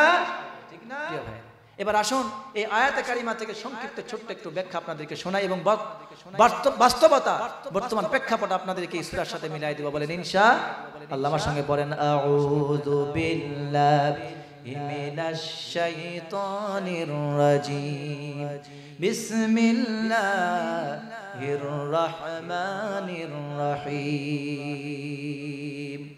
আহাসিবান নাসু আন ইউতরাকু আন ইয়াকুলু আমান্না ওয়া হুম লা ইফতানুন। চিৎকার দিয়ে বলেন আল্লাহু আকবার। আল্লাহ রাব্বুল আলামিন সাহাবীদেরকে লক্ষ্য করে বললেন, তোমরা কি মনে করেছো, মক্কার সাহাবীরা কি মনে করেছে, হে নবী তাদেরকে জানিয়ে দিন, তারা কি মনে করেছে ঈমান এনেছি এই কথা বললেই তাদেরকে ছেড়ে দেওয়া হবে, তাদেরকে পরীক্ষা করা হবে না? অবশ্যই তাদেরকে পরীক্ষা করা হবে। আমি রব্বুল আলামিন তাদেরকে পরীক্ষা করে নকল থেকে আসল করে আলাদা করব, মুনাফিক থেকে মুমিনকে আলাদা করে ফেলবো। আর এই পরীক্ষাটা কঠিন থেকে কঠিনতর হয়ে যাবে, মুমিনরা আলাদা হয়ে যাবে, মুনাফিকরা আলাদা হয়ে যাবে। আসলে কোনটা সোনা আর কোনটা সিটি গোল্ড রব্বুল আলামিন পার্থক্য করে এক দলকে জান্নাতের জন্য বাছাই করবেন আর এক দলকে জাহান্নামের মধ্যে ফেলায় দিবে, ঠিক কিনা? আল্লাহর নবী বলেছেন ইয়াতি আলান নাসি জামান আস-সাবিরু ফীহি আলা দীনিহি কাল কাবিদি আলাল জামার, রাওয়াহু তিরমিজি। নবীজি বলেছেন এমন একটা সময় আসবে, এমন একটা জামানা আসবে, সেই জামানায় হাতের মধ্যে কয়লা নিয়ে থাকা যেমন কঠিন হবে, জ্বলন্ত কয়লা আগুনের টুকরা হাতের মধ্যে মুষ্টির মধ্যে নিয়ে থাকা যেমন কঠিন হবে, অনুরূপভাবে ঈমান নিয়ে টিকে থাকা প্রত্যেকটা মুমিনের জন্য কঠিন হয়ে যাবে, ঠিক কিনা বলেন? আজ কঠিন কিনা? আজ কত মুসলমান ইমানের পরীক্ষায় ফেল করছি, আমরা মুসলমান পরিচয় দিচ্ছি অথচ সুদের সাথে জড়িত, আছে না নাই? একদল মুসলমান সুদের সাথে ব্যবসা করছে, একদল মুসলমান আবার বড় বড় পদ নিয়ে বসে আছে, ঘুষ নিয়ে চাকরি দিচ্ছে, জোরে কোন ঠিক কিনা? আবার কতগুলো মুসলমান বসে আছে বড় বড় পদ নিয়ে, মন্ত্রী মিনিস্টার হয়ে।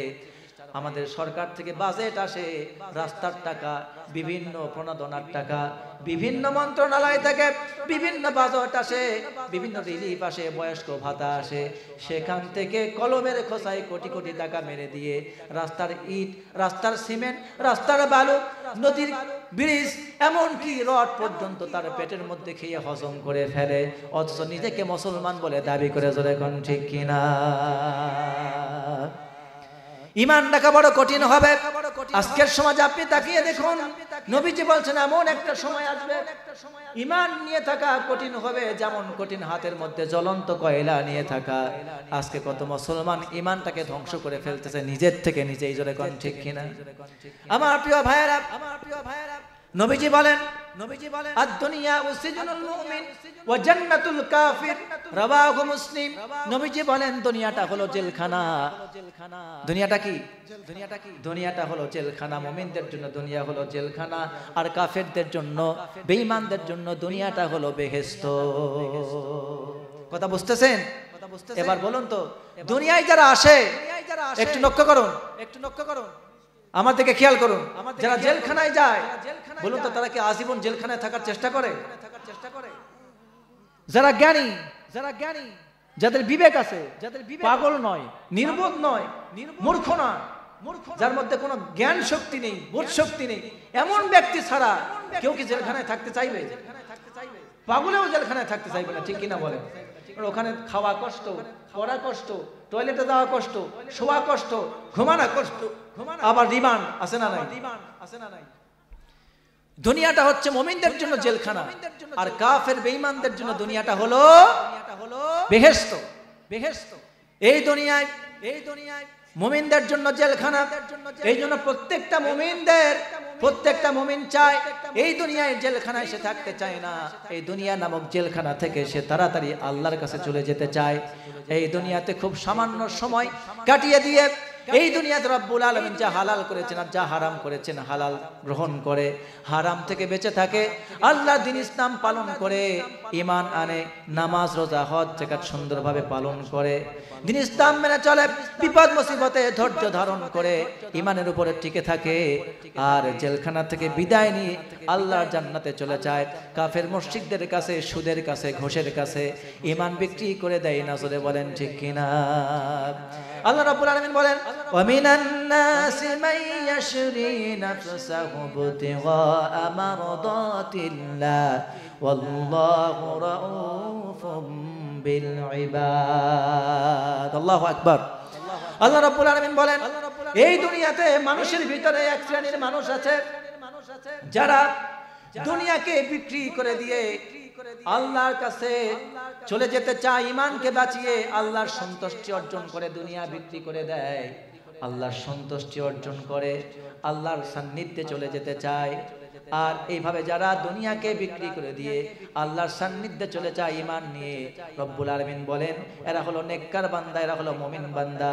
আর এদের জন্য রব্বুল আলামিন বলেন, ইন্নাল্লাযীনা আমানু ওয়া আমিলুস সালিহাতি কানাত লাহুম জান্নাতুল ফিরদাউসি নুজুলা খালিদিনা ফিহা লা ইয়াবগুনা আনহা হিওয়ালা। আল্লাহু আকবার। আল্লাহ রাব্বুল আলামিন বলেন, যারা ঈমান এনেছে, এভাবে নেক কাজ করেছে, দুনিয়ার কাছে ঈমানকে বিক্রি করে দেয় নাই, বরং ঈমান নিয়ে আল্লাহর কাছে চলে গিয়েছে, নেক কাজ করে, রব্বুল আলামিন তাদের জন্য জান্নাতুল ফিরদাউস রেখে দিয়েছেন। আর ওই জান্নাতে যারা প্রবেশ করবে তারা আর কখনোই জান্নাত থেকে বের হবে না। চিৎকার দিয়ে বলেন সুবহানাল্লাহ। যেই মুমিন জান্নাতে যাবে, জান্নাত থেকে বের হবে না। আর যেই সব দুনিয়ায় কাফের মুশরিক যারা, মুনাফিক বেঈমান যারা, দুনিয়া পূজারী যারা, পেট পূজারী যারা, তারা এই দুনিয়াতে যারা, এই দুনিয়ায় যারা পেট পূজারী, কাফের মুশরিক মুনাফিক বেঈমান, এই দুনিয়াকে যারা ভালোবাসে, তারা দুনিয়া থেকে বের হতে চায় না, কারণ তাদের জন্য দুনিয়াটা বেহেশত, আর মুমিনদের জন্য দুনিয়াটা জেলখানা।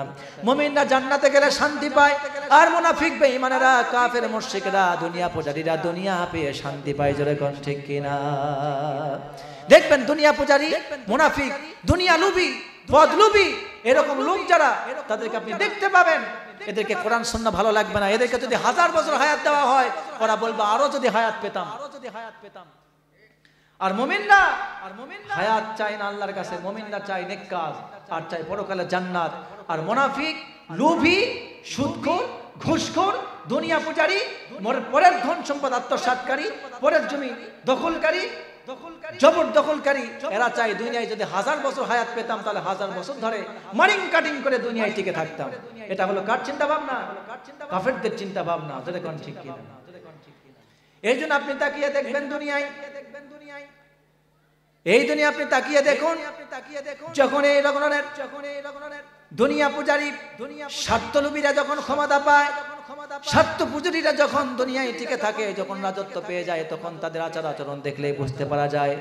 সাধারণ নাগরিক থেকে শুরু করে উচ্চতম পর্যন্ত সে যাই হোক না কেন, আল্লাহ রাব্বুল আলামিন কোরআনে কারিমে বলেছেন, ইন্নাল মুলুকা ইযা দাখালু ক্বরিয়াতান আফসাদুহা ওয়া জাআলু আ'ইজ্জাতা আহলিহা আদিল্লাতান ওয়া কাযালিকা ইয়াফআলুন। আল্লাহ রাব্বুল আলামিন বলেন, যারা দুনিয়া পূজারী, স্বার্থলোভী, এরা হয় অহংকারী, এরা হয় দেমাগী, এরা হয় স্বার্থলোভী, এরা মানুষকে পরোয়া করে না, নিজের মন চাই জিন্দেগি গঠন করে, নিজের জন্য যা ভালো মনে করে তাই তারা মানুষের উপরে চাপিয়ে দেয়। আল্লাহ রাব্বুল আলামিন কোরআনে কারিমে সূরা নামালের রব্বুল আলামিন জানিয়ে দিয়েছেন সুন্দর করে, এই ধরনের জালেম, স্বৈরাচার, এই ধরনের মুনাফিক, দুনিয়া লোভী যদি ক্ষমতায় টিকে থাকে, এরা যদি ক্ষমতা পায়, এরা যদি কোনো দেশের রাজত্ব পেয়ে যায়, কোথাও যদি ক্ষমতা পেয়ে যায়, এরা 4 রকমের কাজ করে। জোরে বলেন, কয় রকমের কাজ করে? 4 রকমের কাজ করে। ইন্নাল মুলুকা ইযা দাখালু ক্বরিয়াতান আফসাদুহা, তারা দেশের মধ্যে সর্বপ্রথম ত্রাস সৃষ্টি করে, ভয় সৃষ্টি করে, মানুষের মধ্যে আগে ভয়ের সৃষ্টি করে। 2 নম্বর, দেশের মধ্যে তারা সম্মানিত লোক যারা আছে তাদেরকে অপমানিত করে, আর অপমানিত লাঞ্ছিত লোকগুলি যারা নির্দয় নিষ্ঠুর, এদেরকে বড় বড় উচ্চ আসন দেয়, সম্মানের পদগুলি তাদেরকে দিয়ে দেয়। আর ইসলামের যত নাম নিশানা রয়েছে, একটার পর একটা মুছে ফেলে দেওয়ার চেষ্টা করে, ষড়যন্ত্র করে একটার পর একটা মুছে ফেলে দেয়। আজকে আপনি তাকায়া দেখুন তো, এই 4টা কাজ মুসলমানদের মাঝে কেউ করতেছে কি করতেছে না? আছে না নাই? আছে না নাই? আল্লাহর পর আস্থা বিশ্বাস মানতে চায় না, সংবিধানের বিসমিল্লাহ পছন্দ হয় না, ইসলাম পছন্দ হয় না, মুসলমান মুসলিম শব্দ পছন্দ হয় না, এমন যারা করে আল্লাহ রাব্বুল আলামিন জানায় দিলেন এই সব আচরণগুলি জালেমদের মধ্যে পাওয়া যাবে। জোরে কোন ঠিক কিনা? আপনি আয়াতের দিকে বিশ্লেষণ করে বলুন তো, গোটা বিশ্বের মাঝে এখন আলেম বেশি না জালেম বেশি? জালেম বেশি, ঠিক কিনা বলেন? গোটা বিশ্বে অত্যাচার হচ্ছে, জোরে কোন ঠিক কিনা? ঠিক কিনা? আমার প্রিয় ভাইয়েরা, আল্লাহর নবী সাল্লাল্লাহু আলাইহি ওয়াসাল্লাম মুআয বিন জাবাল রাদিয়াল্লাহু তাআলা থেকে হাদিস বর্ণনা করে শেষ করে দিচ্ছি, শুনুন। একটা হাদিসে এসেছে, মুআয বিন জাবাল রাদিয়াল্লাহু তাআলা হাদিসটি বর্ণনা করছেন। তিনি বলছেন, আলা ইন্নারি হাল ইসলামি দাইরাতুন ফাদুরু মাআল কিতাবি হাইসু দারা। নবীজি বলেন, এমন একটা সময় আসবে, তোমরা জেনে রাখো, সাবধান হয়ে যাও। ইসলাম হলো ঘূর্ণা ঈমান। ইসলাম কি? ইসলাম হলো ঘূর্ণা ঈমান। তোমরা ইসলামের সাথে ঘুরতে থাকো। ফাদুরু মাআল কিতাবি হাইসু দারা, এমনকি আল্লাহর কিতাবটাও ঘূর্ণা ঈমান, তোমরা কিতাবের সাথে ঘুরতে থাকো। আলা ইন্নাল কিতাবা ওয়াস সুলতানা লা ইফতারিকান। নবীজি বলেন, এমন একটা সময় আসবে, সাবধান হয়ে যাও, আল্লাহর কোরআন বিচ্ছিন্ন হয়ে যাবে আর শাসন ক্ষমতা বিচ্ছিন্ন হয়ে যাবে। সেই সময় তোমরা কখনোই শাসন ক্ষমতার দিকে ঝুঁকে পড়ো না, জালেম বাদশার দিকে ঝুঁকে পড়ো না, ওই সব দুনিয়া পূজারী স্বার্থলোভী মুনাফিকদের প্রতি ঝুঁকে পড়ো না। তোমরা অবশ্যই কোরআনের সাথে ঘূর্ণা ঈমান হতে থাকবে, কোরআন থেকে বিচ্ছিন্ন হয়ে যাবে না। সুবহানাল্লাহ বলবেন না? কত সুন্দর করে আল্লাহ পাক জানাই দিচ্ছেন আপনাকে। বাস্তবতার সাথে মিলিয়ে নেন, বাস্তবতার সাথে মিলিয়ে নেন। হাসি গল্প তামাশা শোনার অভ্যাস এলাকার মানুষ সেটা বুঝতে পেরেছি। 1 কোটি টাকাতে বক্তা ভাড়া করে আনবেন, এই কথাগুলো শোনায় কিনা আমাকে জানাবেন। প্রিয় ভাইয়েরা, আল্লাহর নবী বলতেছেন, এমন একটা সময় আসবে, কোরআন বিচ্ছিন্ন হয়ে যাবে, রাজত্ব বিচ্ছিন্ন হয়ে যাবে, রাজত্ব বিচ্ছিন্ন হয়ে যাবে, কোরআন বিচ্ছিন্ন হয়ে যাবে, ইসলাম বিচ্ছিন্ন হয়ে যাবে। আল্লাহ রাব্বুল আলামিন হাবিব বললেন, খবরদার, সেই সময়ে তোমরা কোরআন থেকে বিচ্ছিন্ন হয়ে যাবে না, ইসলাম থেকে বিচ্ছিন্ন হয়ে যাবে না। শাসন ক্ষমতা শাসকরা যে পথে যায় যাক, তোমরা সেই পথে যেতে পারবে না। তোমরা থাকবে কার সাথে? বলেন না কার সাথে থাকবেন? আপনারা কার সাথে থাকবেন? জালেমদের সাথে, মুনাফিকদের সাথে, মুনাফাখুরদের সাথে, না ইসলামের সাথে? কোরআনের সাথে থাকবেন নাকি বামরামদের তৈরি করা সংবিধানের সাথে থাকবেন? আল্লাহর নবী এই কথা বললেন। শুধু তাই না, আর একটু শুনেন। নবীজি বললেন, আলা ইন্নাহু সায়াকুনু মারাউকুম ইয়াকদুনা লাকুম। তোমাদের মাঝে এমন নেতা আসবে, যেই নেতা তোমাদের বিচার ফয়সালা করবে। তোমরা যদি ওই নেতার আনুগত্য করো, ওই নেতার বিচার ফয়সালা যদি মেনে নাও, তাহলে তোমাদেরকে ওই নেতারা পথভ্রষ্ট করে জাহান্নামে নিয়ে যাবে। আর যদি তোমরা ওয়াইনা আসাইতুমুহুম, আর নেতার যদি আনুগত্য না করো, তোমাদের ওই সব দলের যদি আনুগত্য না করো, দলে যদি না থাকো, দলের কর্মী না হও, যেই দলটা ইসলাম চায় না, যেই দল কোরআন চায় না, যেই দল কোরআনের শাসন ব্যবস্থা চায় না, নবীর সুন্নাহ প্রতিষ্ঠা করতে চায় না, যেই দল নামাজকে কায়েম করতে চায় না, যেই দল যাকাতকে প্রতিষ্ঠা করতে চায় না, যেই দল ইসলাম পালনের জন্য পরিবেশ করতে চায় না, এমন ব্যক্তিদের সাথে তোমরা যদি থাকো আর তাদের যদি অনুসরণ করো, তাহলে ওরা তোমাদেরকে জাহান্নামে নিয়ে যাবে পথভ্রষ্ট করে। আর যদি তোমরা তাদের অনুসরণ না করো, তাহলে ওরা তোমাদেরকে হত্যা করে ফেলবে। ওয়াইনা আসাইতুমুহুম কাতালুকুম। নবীজি বললেন, তোমরা যদি ওই নেতাদের আনুগত্য না করো, তাদের বিরোধিতা করো, যদি আপনি বলেন, ও নেতা, আপনাকে আমরা নেতা বলে মানি ঠিকই, কিন্তু আপনি তো আমাদের ভোট পেয়ে আমাদের ইলিপের চাল মেরে দিয়েছেন, প্রণাদনার টাকা মেরে দিয়েছেন, রাস্তার চামড়া তুলে ফেলে খেয়ে ফেলেছেন, আমাদেরকে অত্যাচার করতেছেন, বিভিন্ন ভাবে মানুষের ঈমানকে নষ্ট করে ফেলতেছেন। এইসব কথা বলার পরে যদি তার আচরণ উগ্র হয়ে যায়, এই সত্য দিনের কথাগুলি কেউ যদি মানতে না পারে, আপনার যদি বিরুদ্ধে চলে যায়, নবীজি বললেন, ওরা এমন স্বৈরাচার হবে, এমন জালেম হবে, এমন নির্দয় নিষ্ঠুর হবে, তোমরা তাদের আনুগত্য না করার কারণে, ওদের কথা না শোনার কারণে, ওদের দল না করার কারণে, ওরা তোমাদেরকে একের পর এক তাদের বিরুদ্ধে যাওয়ার কারণে আর হক কথা তাদেরকে বলে দেওয়ার কারণে ওরা তোমাদেরকে দুনিয়া থেকে হত্যা করে বিদায় করে দেবে। কথা বুঝে আসে? বুঝে আসে কথা? এটা কার কথা? আমার কথা না রাসূলের কথা? এরপরে নবীজির কাছে মুআয বিন জাবাল রাদিয়াল্লাহু তাআলা আনহু জিজ্ঞেস করছেন, কাইফা নাসনাউ ইয়া রাসূলুল্লাহ, হে আল্লাহর রাসূল, ওই সময় যখন চলে আসবে তখন আমরা কি করব, আমাদের করণীয় কি? নবীজি তাকে করণীয় শিক্ষা দিলেন। নবীজি বললেন, কামা সানা আসহাবু ঈসা নুশিরু বিল মিনশাত।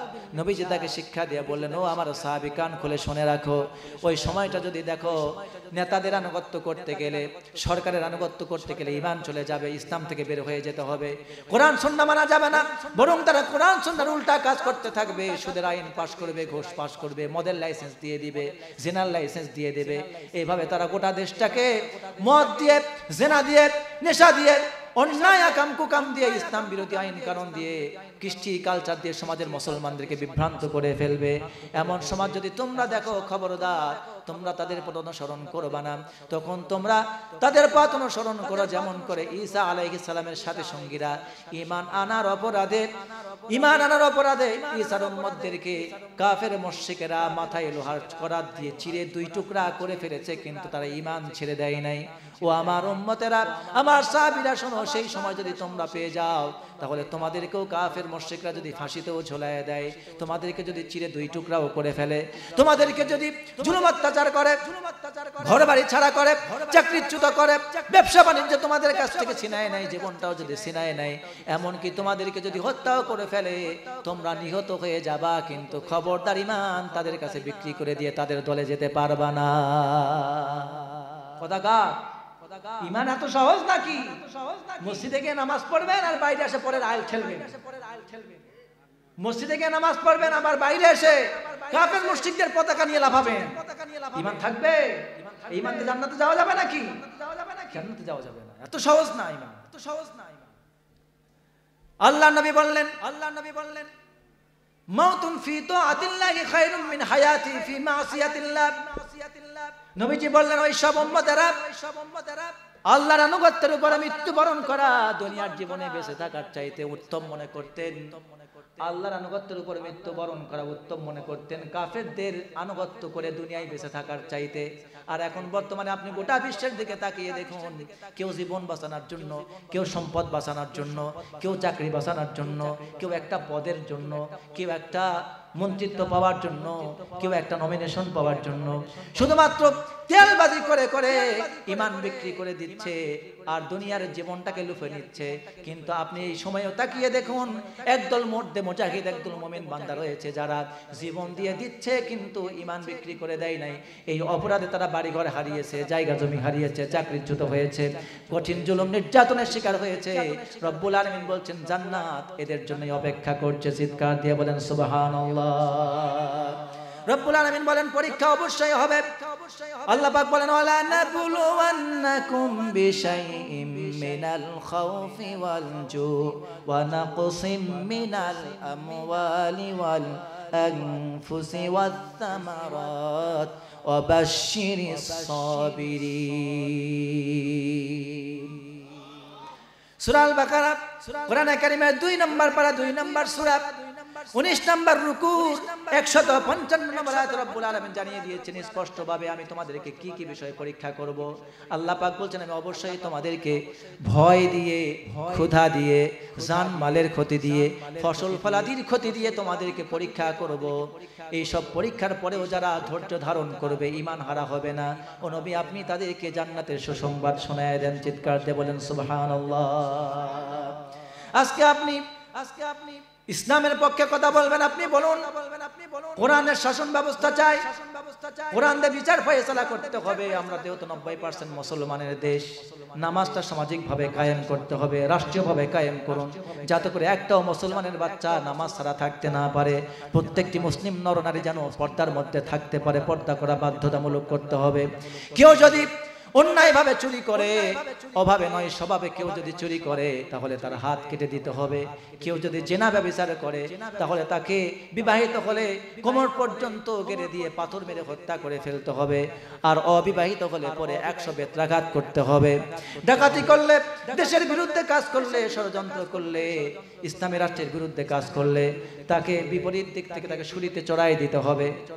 এই আইনগুলি পাশ করার কথা যদি আপনি বলেন, বলুন তো আজকে 90%, 92% মুসলমান কিংবা 95% মুসলমান আমাদের দেশে কি কোরআন দিয়ে চোরের হাত কাটার বিচার আছে? আছে? নামাজ কায়েম আছে সমাজে, জেনা করলে পরে কোরআন দিয়ে বিচার করা লাগবে, পাথর মেরে সঙ্গে সার করে দিতে হবে, এই বিচারটা আছে নাকি? অবিবাহিত হলে পরে 100 বেত্রাঘাত করা লাগবে, আছে নাকি?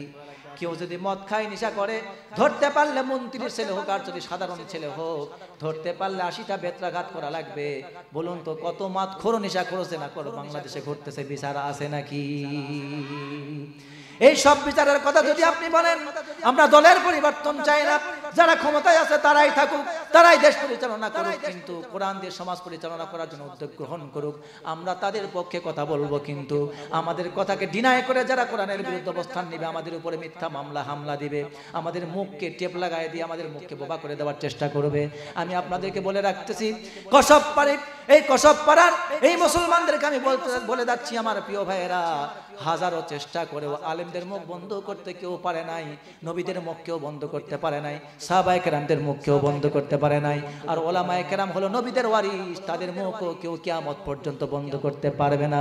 এর পক্ষে কথা বলে হাজার ওলামায়ে কেরাম জীবন দিয়েছেন, আমরাও জীবন দিয়ে যাব, কিন্তু জীবনের শেষ বিন্দু পর্যন্ত, রক্ত ফোটা থাকা পর্যন্ত আল্লাহর জমিন, আল্লাহর দিন চেয়ে এই দুনিয়া থেকে বিদায় হয়ে যাব। জোরে কোন ঠিক কিনা? কারা কারা যে আছেন দুইটা হাত তুলে আল্লাহকে দেখান তো, লিল্লাহি তাকবীর। আল কোরআনের আলো সংসদে জালো, তোমার নেতা আমার নেতা, নারায়ে তাকবীর। আল্লাহ কবুল করুন, বলেন আমিন। আমার প্রিয় ভাইয়েরা, আমি আর কথা বাড়াতে চাই না। আল্লাহ রাব্বুল আলামিন স্পষ্ট করে জানিয়ে দিলেন, ভয় দিয়ে, ক্ষুধা দিয়ে, জানমালের ক্ষতি দিয়ে, ফসল ফলাদির ক্ষতি দিয়ে, কাফের মুশরিক মুনাফিক বেঈমানদের জুলুম অত্যাচার দিয়ে, অভাব অনটন দিয়ে, রোগ দিয়ে, শোক দিয়ে, সকল কিছু দিয়ে আপনাকে পরীক্ষা করা হবে। কারণ রব্বুল আলামিন কেবলমাত্র জান্নাতটা দিবেন কাদেরকে? এখনো বলতে দিটাই বোঝেন নাই, জান্নাত কাদেরকে দিবেন? যারা পরীক্ষায় পাশ করবে সেই সব মুমিনদেরকে। জোরে কোন ঠিক কিনা? এই জন্য পরীক্ষায় পাশ করে মুমিনদেরকে দেওয়া হবে জান্নাত, আর ওই বিশাল 10 দুনিয়ার সমান একটা ছোট্ট জান্নাত আল্লাহ পাক মুমিনদেরকে দিবেন, বিনা পরীক্ষায় দেবেন। এই জন্য পরীক্ষা দিয়ে আল্লাহর জান্নাতে যেতে হবে। জোরে কোন ঠিক কিনা? আমার প্রিয় ভাইরা, এই জন্য আপনাদেরকে অনুরোধ করব, আপনারা কি আমার কথায় কষ্ট পেয়েছেন? কোরআনের তাফসীর যে মাহফিল দিয়েছেন, হক আদায় হয়েছে আপনাদের? বুঝতে পেরেছেন কোরআনের কথা? তাহলে পরীক্ষা হবে 3টা পদ্ধতিতে, শিক্ষা বলে শেষ করে দিচ্ছি। পরীক্ষা হবে কয়টা পদ্ধতিতে বলুন তো? এই সূরার মূল শিক্ষা হলো পরীক্ষা। এখন মুফাসসিরিনে কেরাম বলছেন পরীক্ষা হবে 3টা পদ্ধতি। জোরে বলেন কয়টা? 1 নম্বর পরীক্ষা হবে ঈমান আনার কারণে এবং ঈমানের দাওয়াত দেওয়ার কারণে। 2 নম্বর পরীক্ষা হবে আল্লাহর আদেশ নিষেধ, বিধিবিধান, নামাজ, রোজা, হজ, যাকাত, আল্লাহর পক্ষ থেকে যে ইবাদত নির্ধারিত করা হয়েছে, এই ইবাদতগুলি পালন করে এবং না করার মাধ্যমে পরীক্ষা হবে। আপনি মুসলমান, নামাজ পড়েন না, সিগারেট টানান, ফু করে আকাশের দিকে ধোঁয়া ছুড়ে দেন, আর আপনাকে নামাজের কথা বললে বলে আরে নামাজি হয়েছে 2 দিনের, ওর ঈমানই ঠিক না, ও তো এই করে সেই করে, আর ও নামাজই পড়ে না, ওর ঈমান ঠিক আছে। ঠিক কিনা বলেন? তো এইভাবে নামাজ না পড়ে যারা বলে ঈমান ঠিক আছে, এই হলো বড় মর্ম বেঈমান। জোরে কোন ঠিক কিনা? যে বড় বেঈমান। এই জন্য নামাজ যারা পড়েন না, রোজা রাখেন না, হজ করেন না, যাকাত দেন না, সামর্থ্য অনুযায়ী আল্লাহর ইবাদত করেন না, কোরআন তেলাওয়াত করেন না, তারা কিন্তু দ্বিতীয় পরীক্ষায় ফেল। 3 নম্বর পরীক্ষা হবে ঈমান আনা, ঈমানের দাওয়াত দেওয়া, এরপরে নামাজ, রোজা, হজ, যাকাত, আল্লাহর পক্ষ থেকে যে বিধান আছে ইবাদতের, এই বিধানগুলি পালন করার পর এবার আপনি এই বিধানের দাওয়াত দিতে যাবেন। এবার আপনি বিভিন্ন রোগে শোকে পড়তে পারেন, বিপদ মুসিবতে পড়তে পারেন, অত্যাচার জুলুম নির্যাতনের শিকার হতে পারেন। এই সকল বিপদ মুসিবত দিয়ে আল্লাহ পাক আপনাকে পরীক্ষা করবেন। আর আপনার আমার কাজ হলো সবর করা, ঐক্যবদ্ধভাবে দ্বীনের কাজ চালিয়ে যাওয়া, কালামের দাওয়াতকে অব্যাহত রাখা। এইটা 3টা পরীক্ষায় আমরা যদি উত্তীর্ণ হতে পারি, আল্লাহ বলছেন তাহলে তোমাদের জীবনের সমস্ত গুনাহগুলিকে আমি আল্লাহ পাক নেকি দিয়ে পরিবর্তন করে জান্নাত দান করে দেব। সুবহানাল্লাহ। মানুষের জীবনে ত্রুটি বিচ্যুতি থাকবেই, কাজ করতে গেলে ভুল হবে, ত্রুটি হবে। নামাজ পড়বেন, রোজা রাখবেন, হজ করবেন, যাকাত দিবেন, আল্লাহর জিকির আজকার করবেন, কোরআন তেলাওয়াত করবেন, এরপরও যদি জীবনের ভুল ত্রুটি হয়ে যায়, আল্লাহ বলছেন ওই গুনাহগুলিকে আমি আল্লাহ পাক সওয়াব দিয়ে পরিবর্তন করে জান্নাত দান করে দেব।